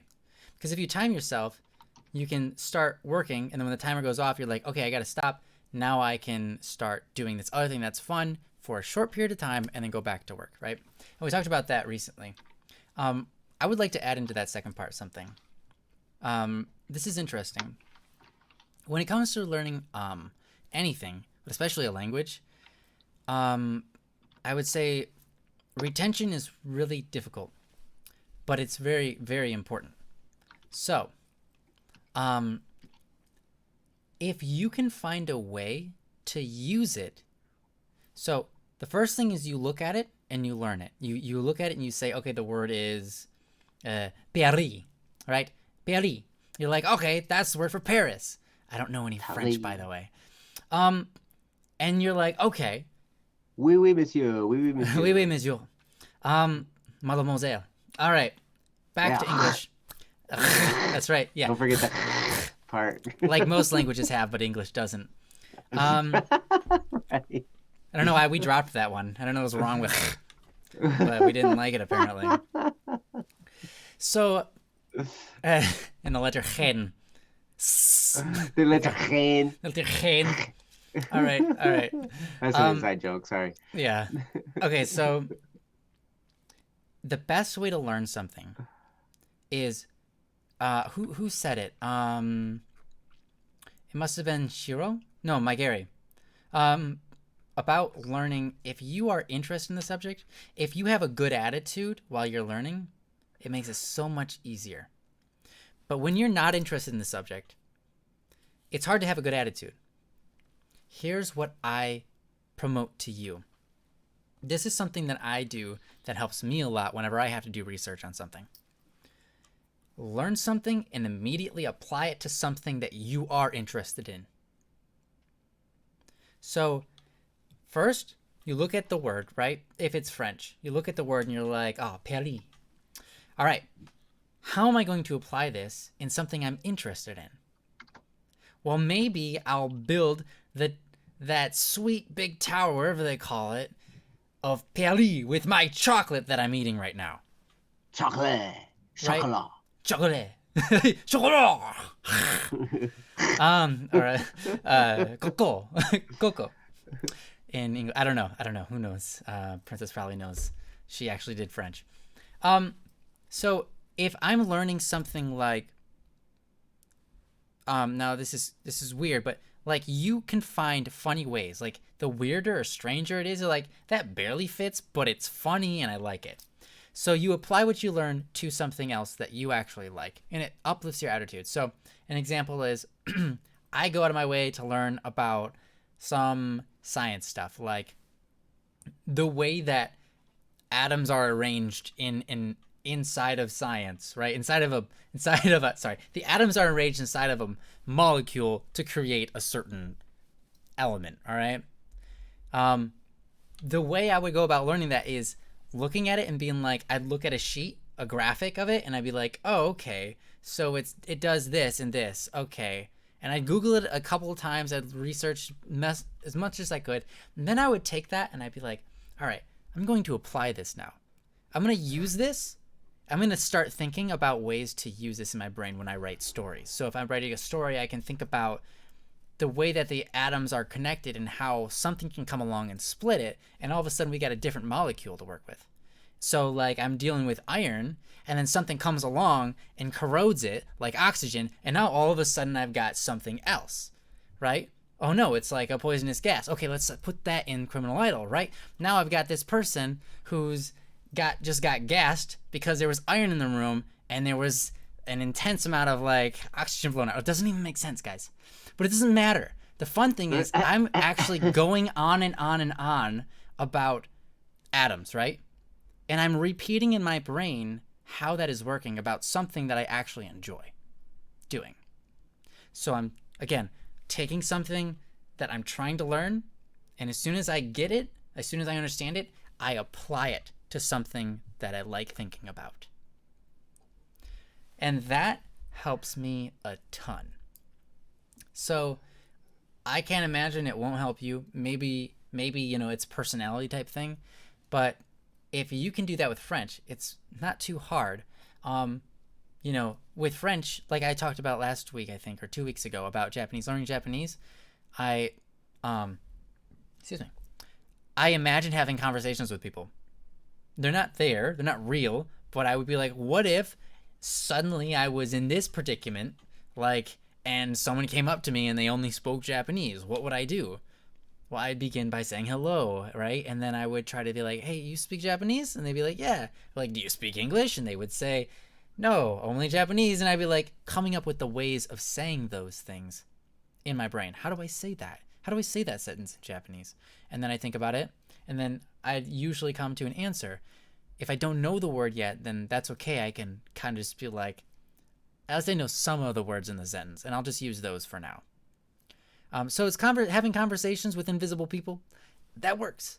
I like Rosie's idea. It's kind of interesting. Put a bunch of cards, sticky notes all over every cabinet and drawer, and whenever you have to open it, you have to say what it is. And flashcards or whatever. But yeah, that's my best advice for you. I hope that made sense to you. And yeah, did anything else come to mind for you, Joe? I'm learning Japanese. I think I'm learning Japanese. I really think so. That was it? Make a song. Make a song with the word. There you go. That helps. Actually, yeah. Learning. We were singing and learning. We were learning and sing song. Yeah, that's actually what a lot of somebody's gonna name that movie reference. Oh, was that I didn't know. I don't know movies very well. I know. Yeah. Somebody knows that. I'm a movie person, I suppose. Yes, you are. I memorized the movies. Ooh, cherry blossoms. That's awesome, Random. But anyhow, And now, Oh, now jeez. we're all speaking in French in the Yeah, chat. okay, you can't do that, Little Miss. I don't speak French. No, but Princess runs the chat and she does, Oh, so that's okay. all right. All right, as long as you guys are behaving yourselves, we're fine. Yep. But It's thank you kind of so funny much, though. Little We're Miss. like, that we at martial arts we always count to 10. Like we're stretching and Oh stuff. yeah. We count to 10, and they'll be like, "Okay, now we're gonna count to 10 in Korean. Oh yeah. Okay. Uno, dos." That's That's immediately not wrong. Korean. That's great. That is great. But baguette, oh ho ho, baguette. Baguette. Croissant. Yeah. Buff. All right. Let's not make fun of the French and their beautiful language. Apparently, theirs is the language of love. So. It is, man, and it's because of all the going on in Yes, there. it is. It is. There's nothing more than attractive than a solid. Yeah. Because when you do it right, oh man, that's love. Oh, I probably just swore. Yeah, Sorry. don't do that, dude. I heard you swear like 4 times. That's don't. That's like the same swear word. Okay. Anyways, that's all we got for that one. Thank you for sticking around, everybody, through our silly antics. Little Miss, I hope that helps. Those are our best ideas. Sometimes we're all limited. Here's the thing: don't blame yourself for what you are incapable of doing. We all have our limits. If you can't learn it fast enough, do not, by any chance, be like, "Oh, I'm just not good enough. I'm not smart enough. I can't." God gave you what you have. And he has faith in you because he made you. So have faith in yourself, all right? And we're not don't all beat talented at yourself up. everything. Right. Don't beat yourself up also for missing school, because that's not your fault either. Right. You said in the post that, I mean, there are all kinds of things going on here that are outside your control. So you just got to do the best you can. Yeah. And come what may, it'll be okay. You're going to be just fine. I'm sure just the very fact that you're asking the question tells me you're looking for an answer. If you're looking for an answer, you're going to find it. And you've already found some people here that are offering help, which is great. Like I look at the chat and I'm like, oh my gosh, now everybody's speaking French in the chat. They're helping out as best they can, with the knowledge they have, which is great. But none of this is your fault. So if you're doing the best you can, I remember hearing somebody say this once. They're like, if you did the best you can, then angels can do no more than that. And that's literally true. Nobody can do more than their best. Now, a lot of people hide behind, well, I just tried my best. And they didn't really. But to me, it sounds like you are. And if you did your best, what you got, yeah. The results that come are the results that come, and it's going to be just fine. Yeah. There's very little in this world that's a life or death situation. True. You're going to be all right. So, thank you. Anyway, Little Miss, you're awesome. We love you. You're wonderful. And Ryan's the host, so I'm going to let him say all that. Little Miss, you're awesome. We love you. I'm going to let Ryan say all that because he's the host. Did I do that right? Is that what you said? I hope I got that. Yeah. Thanks so much, Little Miss. So let's carry on, yeah? I mean, we're on a roll here. Haley's here. Happy birthday, Haley. Happy birthday. Welcome, Haley. Haley sent you a message. I don't know what it was, but apparently you said earlier today that Haley sent you a message on Discord. She did. She sent me a message on Discord, and I had not been on Discord in for months. So he apologized. You weren't here, but he said sorry. I did. I said I'm sorry for not being here. But actually, it's funny because she messaged me yesterday. Oh, okay. On Discord, which is great. And so then I was like, hey, I got on Discord. Yeah. Happy birthday. And then she's like, happy birthday. And she said she's disappeared because her grandparents called to wish her happy birthday. I was like, oh my gosh, it's Haley's birthday. That's awesome. Happy birthday. Happy Cake day? Yes, happy cake Cake day. day. Awesome. Reluctantly crouched at the starting line, engines pumping and thumping in time. There's some cake for you. Oh, thanks. Is that lyrics from a band named Cake? Yes. Awesome. Nailed it. I got it, guys. I figured it out. It wasn't a movie. So I Nailed could get it. Nailed it. Okay, Eric, are you still with us? I think Eric left. Oh, really? Yes. Eric, bad idea. We're about to do yours. You shouldn't leave. He did say, oof, now the video is frozen. I guess I'll leave. Later, guys. Thanks for the nice comments. Ugh. All right. Yep. So tell you what, Eric, we'll try and do yours next time when you're Yeah, when you stop by. Oh, Princess says we can do it and send him the timestamp, or we can just hopefully we'll wait till next time, and then hopefully next time you're here, we'll hopefully your internet will be a little bit of better service. Yeah. Well, Monker Star has 2 waiting on here, so. Oh, Gareth says there's something pops up. My Did you BSS post username something, is Gareth? Huh? No, I think they're just informing us that if we see them on the site, that's him. Gareth is Caffrey. Caffrey. Or yeah, I hope I said that right. There is a Caffrey, and there's a Sakura. Sakura. Oh, did Sakura post something as well? 9 minutes ago, Sakura and Caffrey. Oh my gosh. Okay, well, since people are still coming in, let's do it. Yeah. Which one comes first? Who's here? They're both 9 minutes ago. Same time. Okay. Wow. You guys tied. I did. Okay. Let's see. Actually, let's sort by start.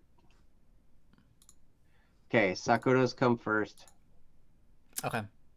Must have been just barely. Yeah, must have been by like a second. Squeaked in there. Wow. Okay, we'll do that one. Thank you so much for sharing with us, Sakura. I know sometimes it can be hard to share these things, but I'm really glad that you're here and that you were able to do that. So, props to you. I know that I don't think I've ever done this, so way to go. This is from Sakura. The title is How to Talk About a Relationship. All right, it reads as follows. Hello. I don't really know how to start this, to be honest. I've been waiting to ask this question for a long time, but was really anxious to. My boyfriend and I have been together for 3 years, but best friends for a few years longer. He is a wonderful man who has stuck by me through thick and thin, helped me finally come to terms with my depression, and reminds me every day to take my antidepressants when he knows I'm going through a rough time, and become forgetful, among many other wonderful things. He is respectful, supportive, cares deeply about my feelings, and I can honestly say he's everything I've prayed to God for ever since I was a child. We are both adults currently. There's only one problem. I haven't told my parents. I know this sounds really bad, but I have my reasons. A few of them are the fact that we're a long distance. He's a few years older than me, and we met online.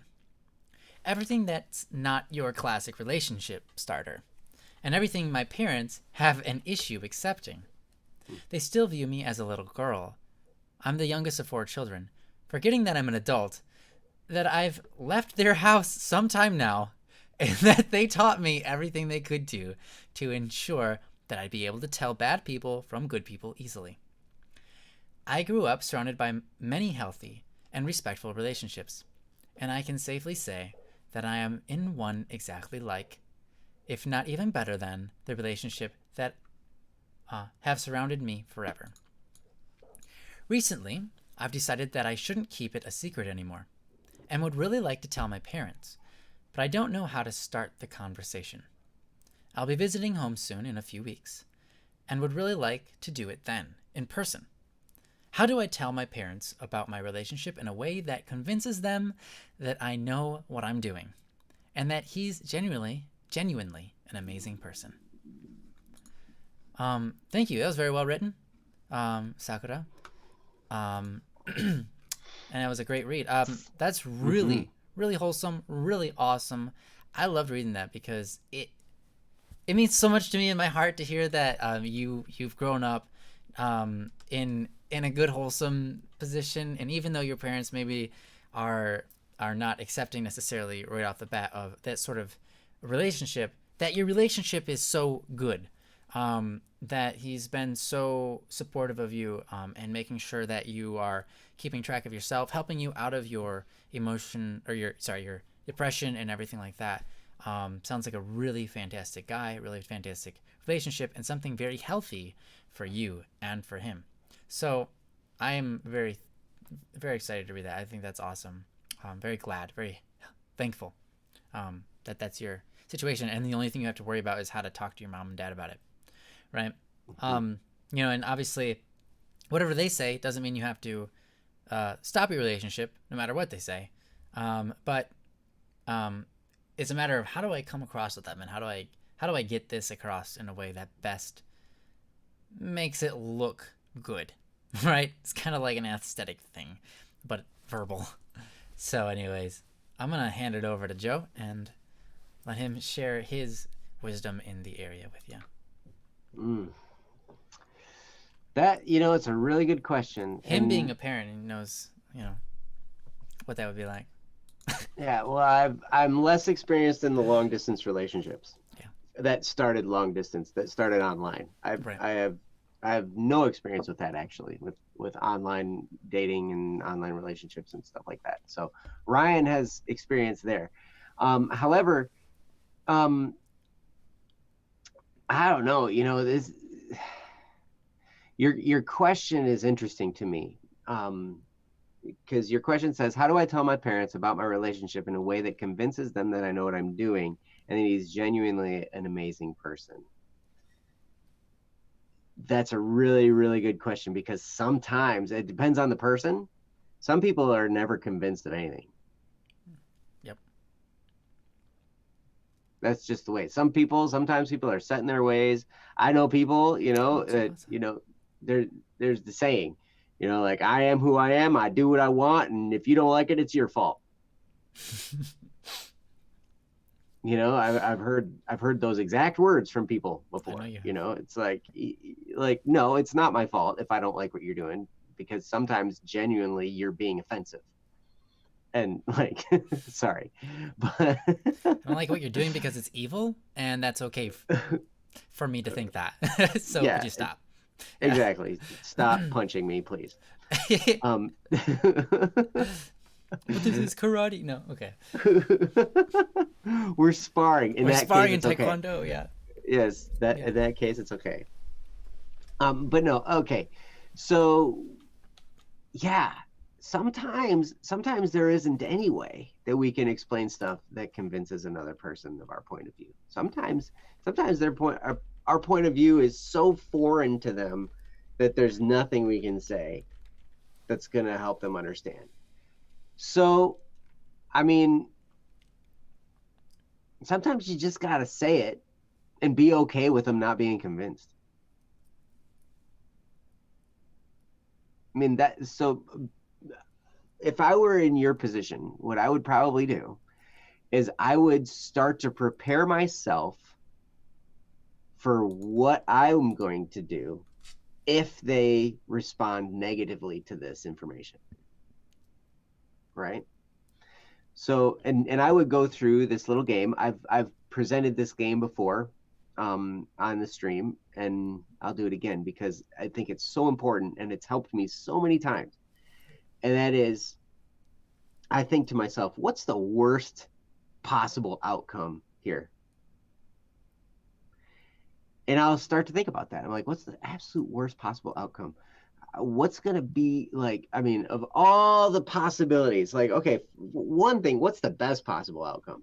That's an easy one to swallow. Usually it's like, the best possible outcome is I'm going to tell them, and they're going to be like, oh, that's wonderful, dear. And they're going to be like, they're going to say all these flowery wonderful things. When can I meet him. Is there a way that can we pull him up on the computer screen right now? I want to talk to this guy. I want to get to know him. That's my Sounds mom. wonderful. Yeah, she totally would too. She That's does great. that. Yep. She did that before. And, yeah, and so like, so that's probably not the best situation, right? But then what's the worst? What's the worst possible scenario? You know, is it like, oh, we're totally disowning you, you're a terrible person, you know, like we don't want to see you or speak to you ever again? You know, like that's probably not going to happen. You know, they might offer some concern, you know, they might offer some kind of like, I don't know, that sounds like it's pretty seriously wrong thing to do. And so the question I would have is, what the question I would ask myself, what if it all goes wrong and it's just the worst possible thing? What am I going to do in response to that worst outcome? And so I think about it for a while and I'm like, okay, well, if they do that and it's that bad, then this is what I'm going to do if that happens. And by going through that exercise, now I'm prepared for the worst possible scenario. And now I'm not afraid of it anymore because I'm prepared for it. Now I might be nervous about it. I might be kind of like apprehensive about it, but I'm not afraid to move forward because I know I'm prepared for what could possibly happen if it's the worst thing. I know exactly what I'm going to do, and I have a plan. So then adjusting up is easy from there, because if that's the worst thing that's going to happen, now what can I do? Now the question is no longer, what am I going to do if it goes wrong? Now the question is, what can I do to make it not quite so bad? Is there anything I can do to make it not quite so bad? In this case, is there a way that you can present this that's not going to be hard? Now, eventually, you know, I've tried so many different ways to present people with information that I know they're not going to like, you know, and I've tried to be in the best possible scenario. I've tried to be in an environment that's conducive. I've tried, you know, all kinds of different ways of manipulating an environment or trying to make the situation perfect in order for them to deal with this information that I'm going to tell them. And all that I find was just stupid. Forgive my language. For me, it's always just like, you know what, I just find the best thing is just to say it, but to say it in a loving way and an understanding way, knowing that they might not like the information, but to just let them know. Be honest, be upfront, and be loving. Above all, love. And whatever comes, you know, whatever response comes, listen, understand, acknowledge it, and, you know, you just do whatever you can to not argue about it, I think is the best thing. Take the time to understand their point of view and say, yep, I totally understand where you're coming from. And under most circumstances, I would find that to be right. I mean, you're right about that. Try and find ways that they are right. And what happens during the course of this conversation,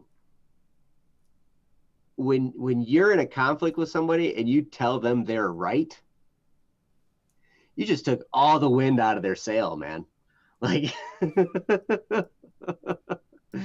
you know, right? Have you experienced that before, Ryan? Oh yeah. Where, like, you know, you're talking to somebody and you're in this situation where you're contending a point and they're contending the opposite point, and you guys are kind of in this conflict, whatever. And then you come out and you say, yeah, you're right. Mm-hmm. And then all of a sudden they're just like, their whole steamship just went.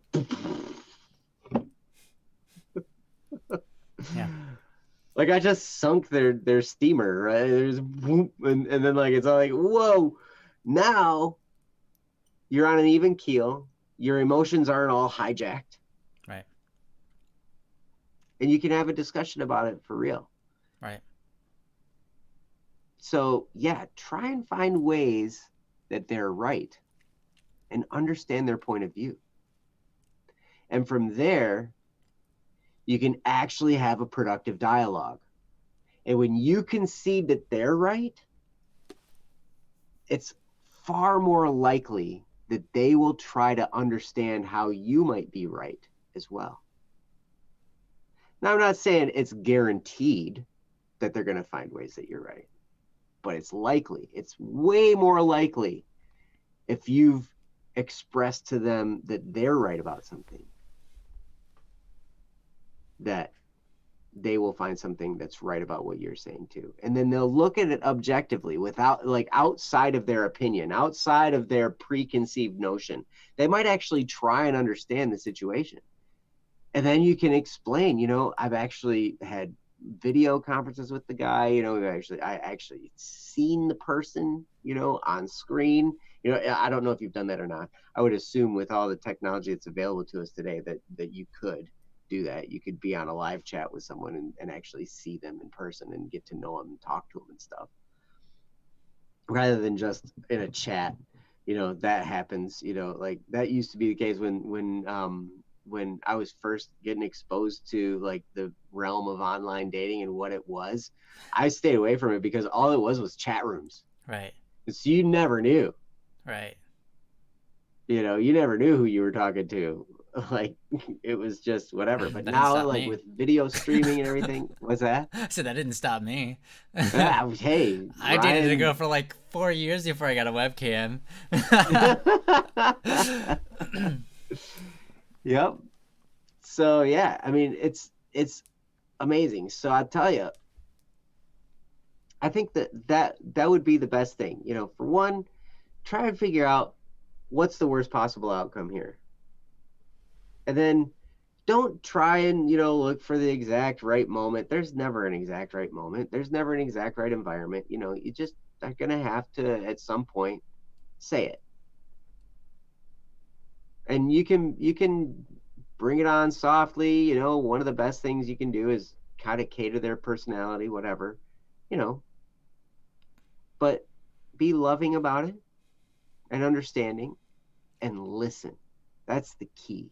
Most people will be fine with whatever it is as long as they feel like they've been listened to. So really, truly listen to their input.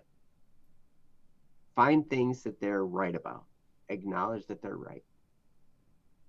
And be peaceful about it. Don't let it escalate. Try and keep your blood pressure down and their blood pressure as well. And I think what'll happen is you'll come to some kind of an understanding. And I think it'll be a good situation.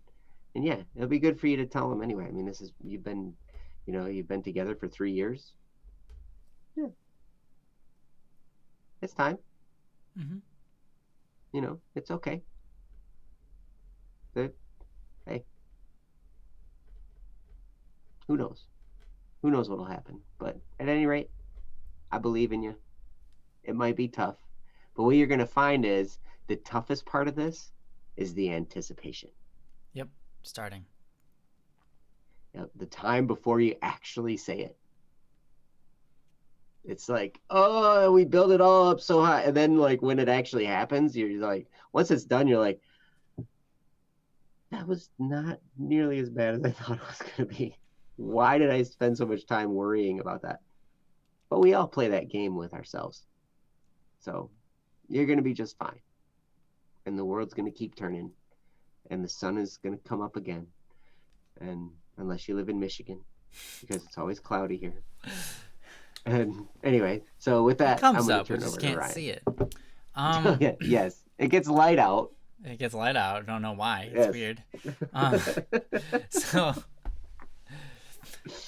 Yeah, no, honestly, Joe, you said so much. I think that's valuable here. And if you'd like, I would recommend just going back and watching what Joe said again. I think you said a lot of the most important things. The only few things I can think of to add on to that are, one, starting it up, right? That's the part that takes the most courage. Remind yourself that you're courageous. And remind yourself to do the things that require courage. Because when you force yourself to do those things, that's when you grow the most. That's when you show yourself who you are and what you're capable of. That's the greatest gift you can give to the world, is when you step up and do something that requires courage. All the most important things in life, a lot of times, the big deals, they require courage, whether it is to start them or to complete them. You've been courageous enough to post the topic here. Now your next step is just doing it, and you can do that. You can absolutely do it. You've got everything it takes, which is basically a mouth and a working body, and time. So, yeah, when it comes to bringing it up, it doesn't matter when, just like Joe said. It doesn't matter when you bring it up. It can be literally in the middle of another conversation. In fact, just out of hilarity, I would do that. Just because it'd be funny. I'd be like, in the midst of a conversation, we're talking about, I don't know, macaroni and cheese boxes and breaking them down so they can recycle them. And I'd be like, yeah, I got a girlfriend. So, and they'd be like, oh, wait, what? Anyways, let's just keep breaking these boxes down. And they'd be like, wait, no. What do you mean? Well, tell me about him, And, so that's kind of how I would do it, just because that's fun for me. But then, yeah, I guess it's important to get them asking questions, right? Because if they're curious, that changes a lot.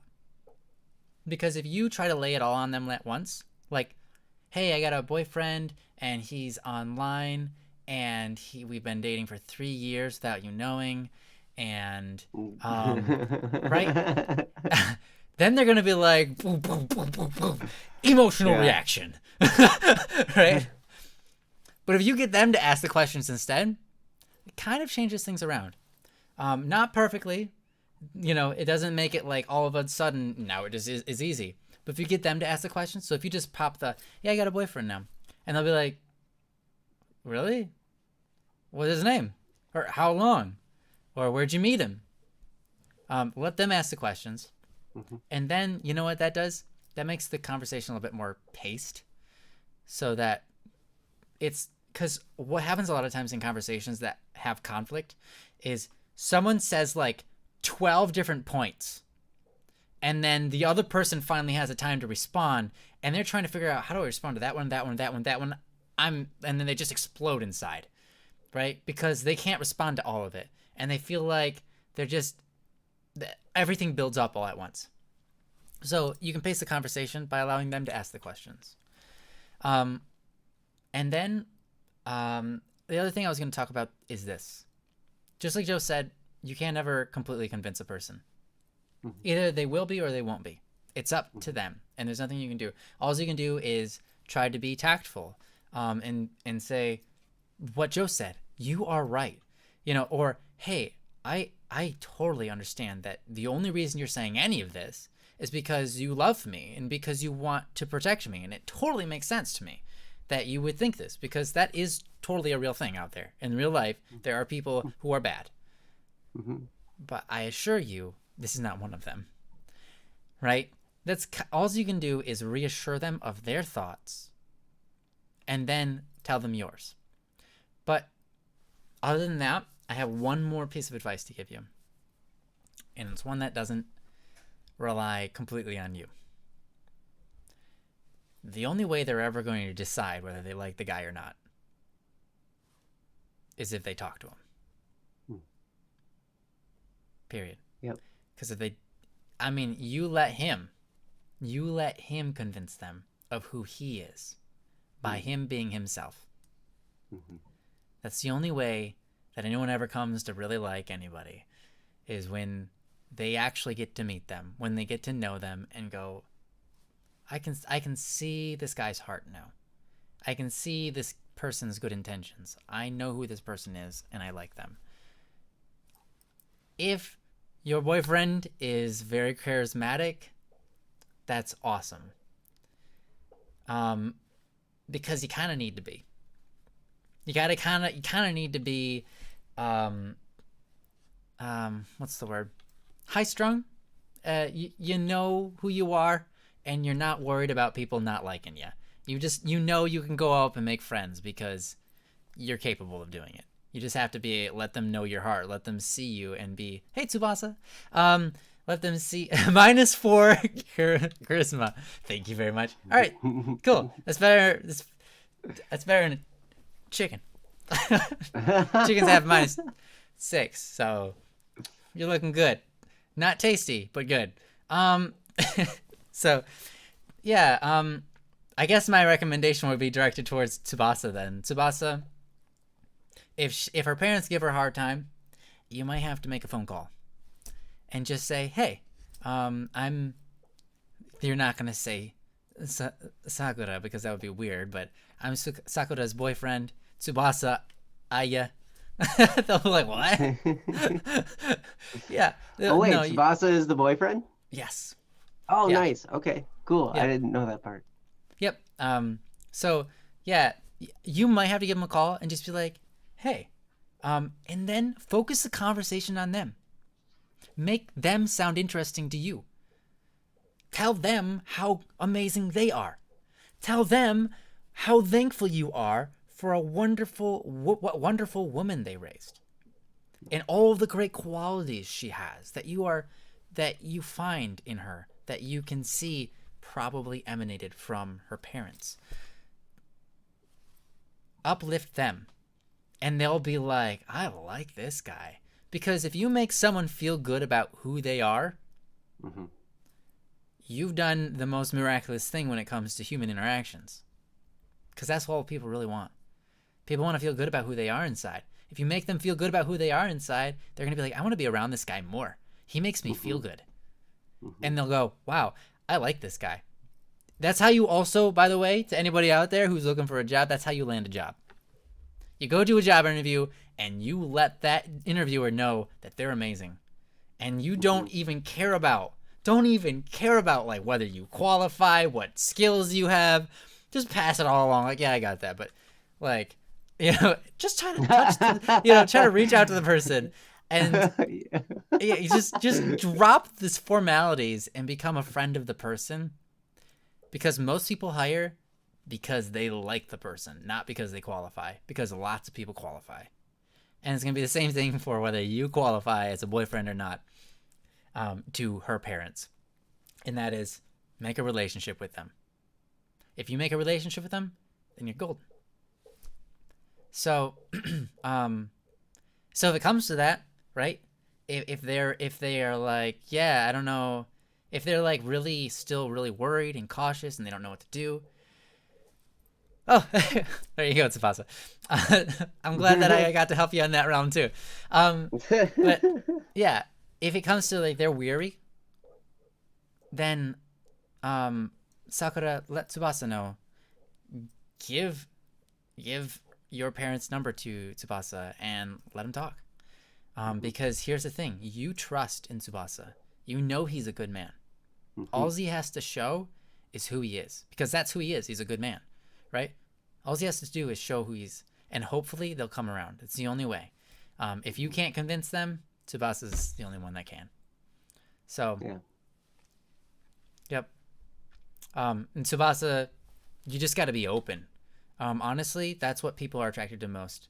If you're open with yourself, because people like that. People can see like, oh wow, he just shows himself. He's not hiding anything. I don't feel like I'm being like told half of the information so that another person or himself doesn't look bad. Like he's just being open, and that's beautiful. So yeah. That's all I got. I love advice. I love that. What Ryan was saying. If you Tsubasa, first of all, I'm gonna parrot what everybody's saying in the chat. And congratulations, you two, Tsubasa and Sakura. I think that's awesome. I mean, you guys have a relationship. That's great. Because they're both on here. That's great. for Yeah, and us.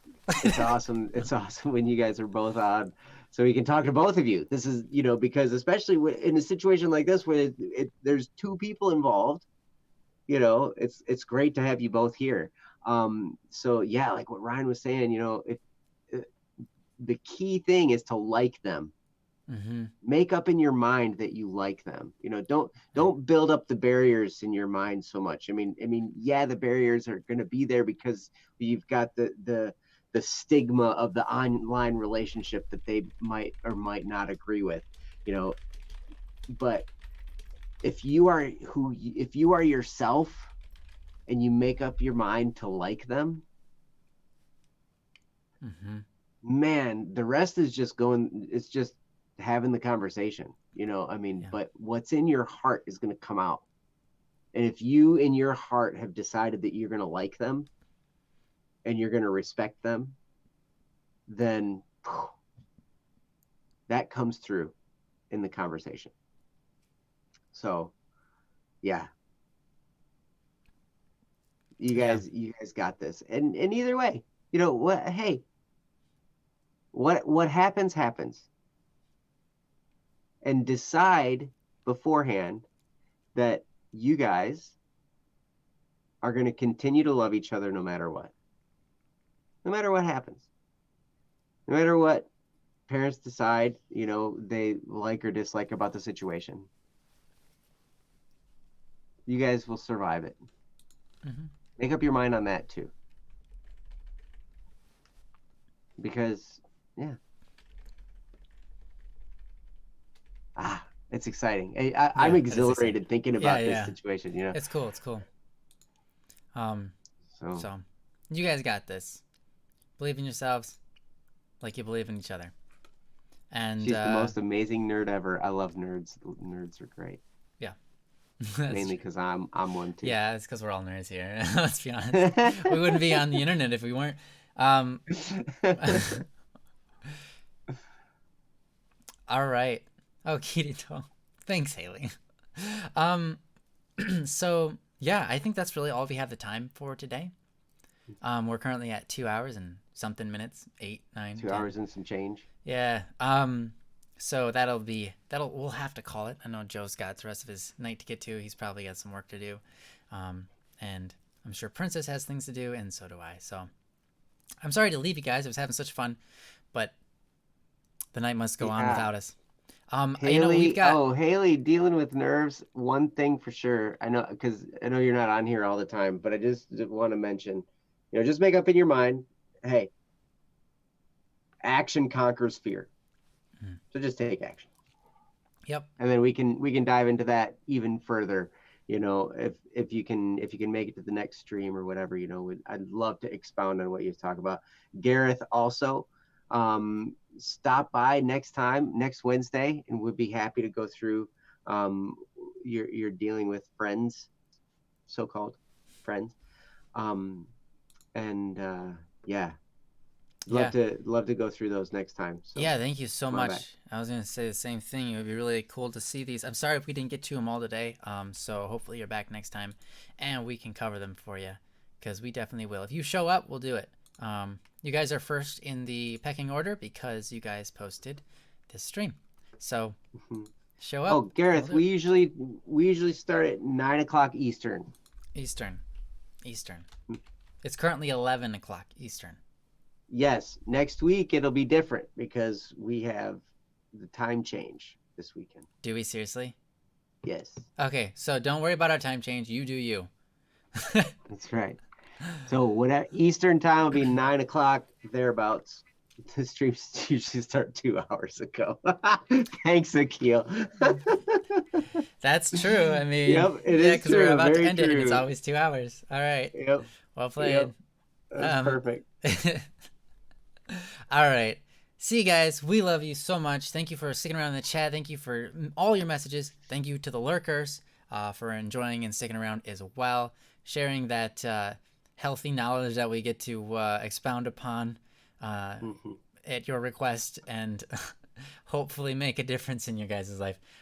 With that, we hope to see you next Wednesday, and yeah, that's all I have. And I got nothing else after this. So I love you, and Thanks I'm for the the one that actually chat. has to turn it off. So The chat was very exuberantly wonderful. You guys were oh yeah, amazing in the chat. You uh-huh, know, thank absolutely. you guys. Everybody's so nice. I know we have the Love best that. community You guys, oh my ever. gosh, it's great. It's great. So invite more good people. Yeah, guys, if you find any good people like out in the street, in your school, at your job, if you find good people, throw them in here. Be like, no, you don't have a choice. This is gonna be awesome. You're gonna like it. And they'll be like, Hmm. I'm not into that sort of stuff. And be like, no, I can tell you're into it because you're a good person, and all good people are into this. That's right. Because yeah, so boom. And I guess if you're not, maybe you're not a good person. Yeah, if you don't like it, you're probably just not a good person. I misjudged you, and I'm sorry about that. That's my fault. Yeah, I know. Little Miss, thanks for trying to get your friends. But yeah, I mean, seriously, hey, uh, people come when they come, and they don't, and it's yeah. okay. You know, Well, we when love they, everybody no matter what. yep, absolutely. If they ever come around, that's awesome. If they don't, that's all right. They'll find their way. Mhm. So yeah, or they won't. And they'll deal with a problem for like 4 years when they only had to deal with it for 12 seconds. I know I've done that. So yeah. So anyways, we love you guys. Have a wonderful rest of your week and weekend, and we'll see you next Wednesday. Yes. Bye bye. Bye, guys.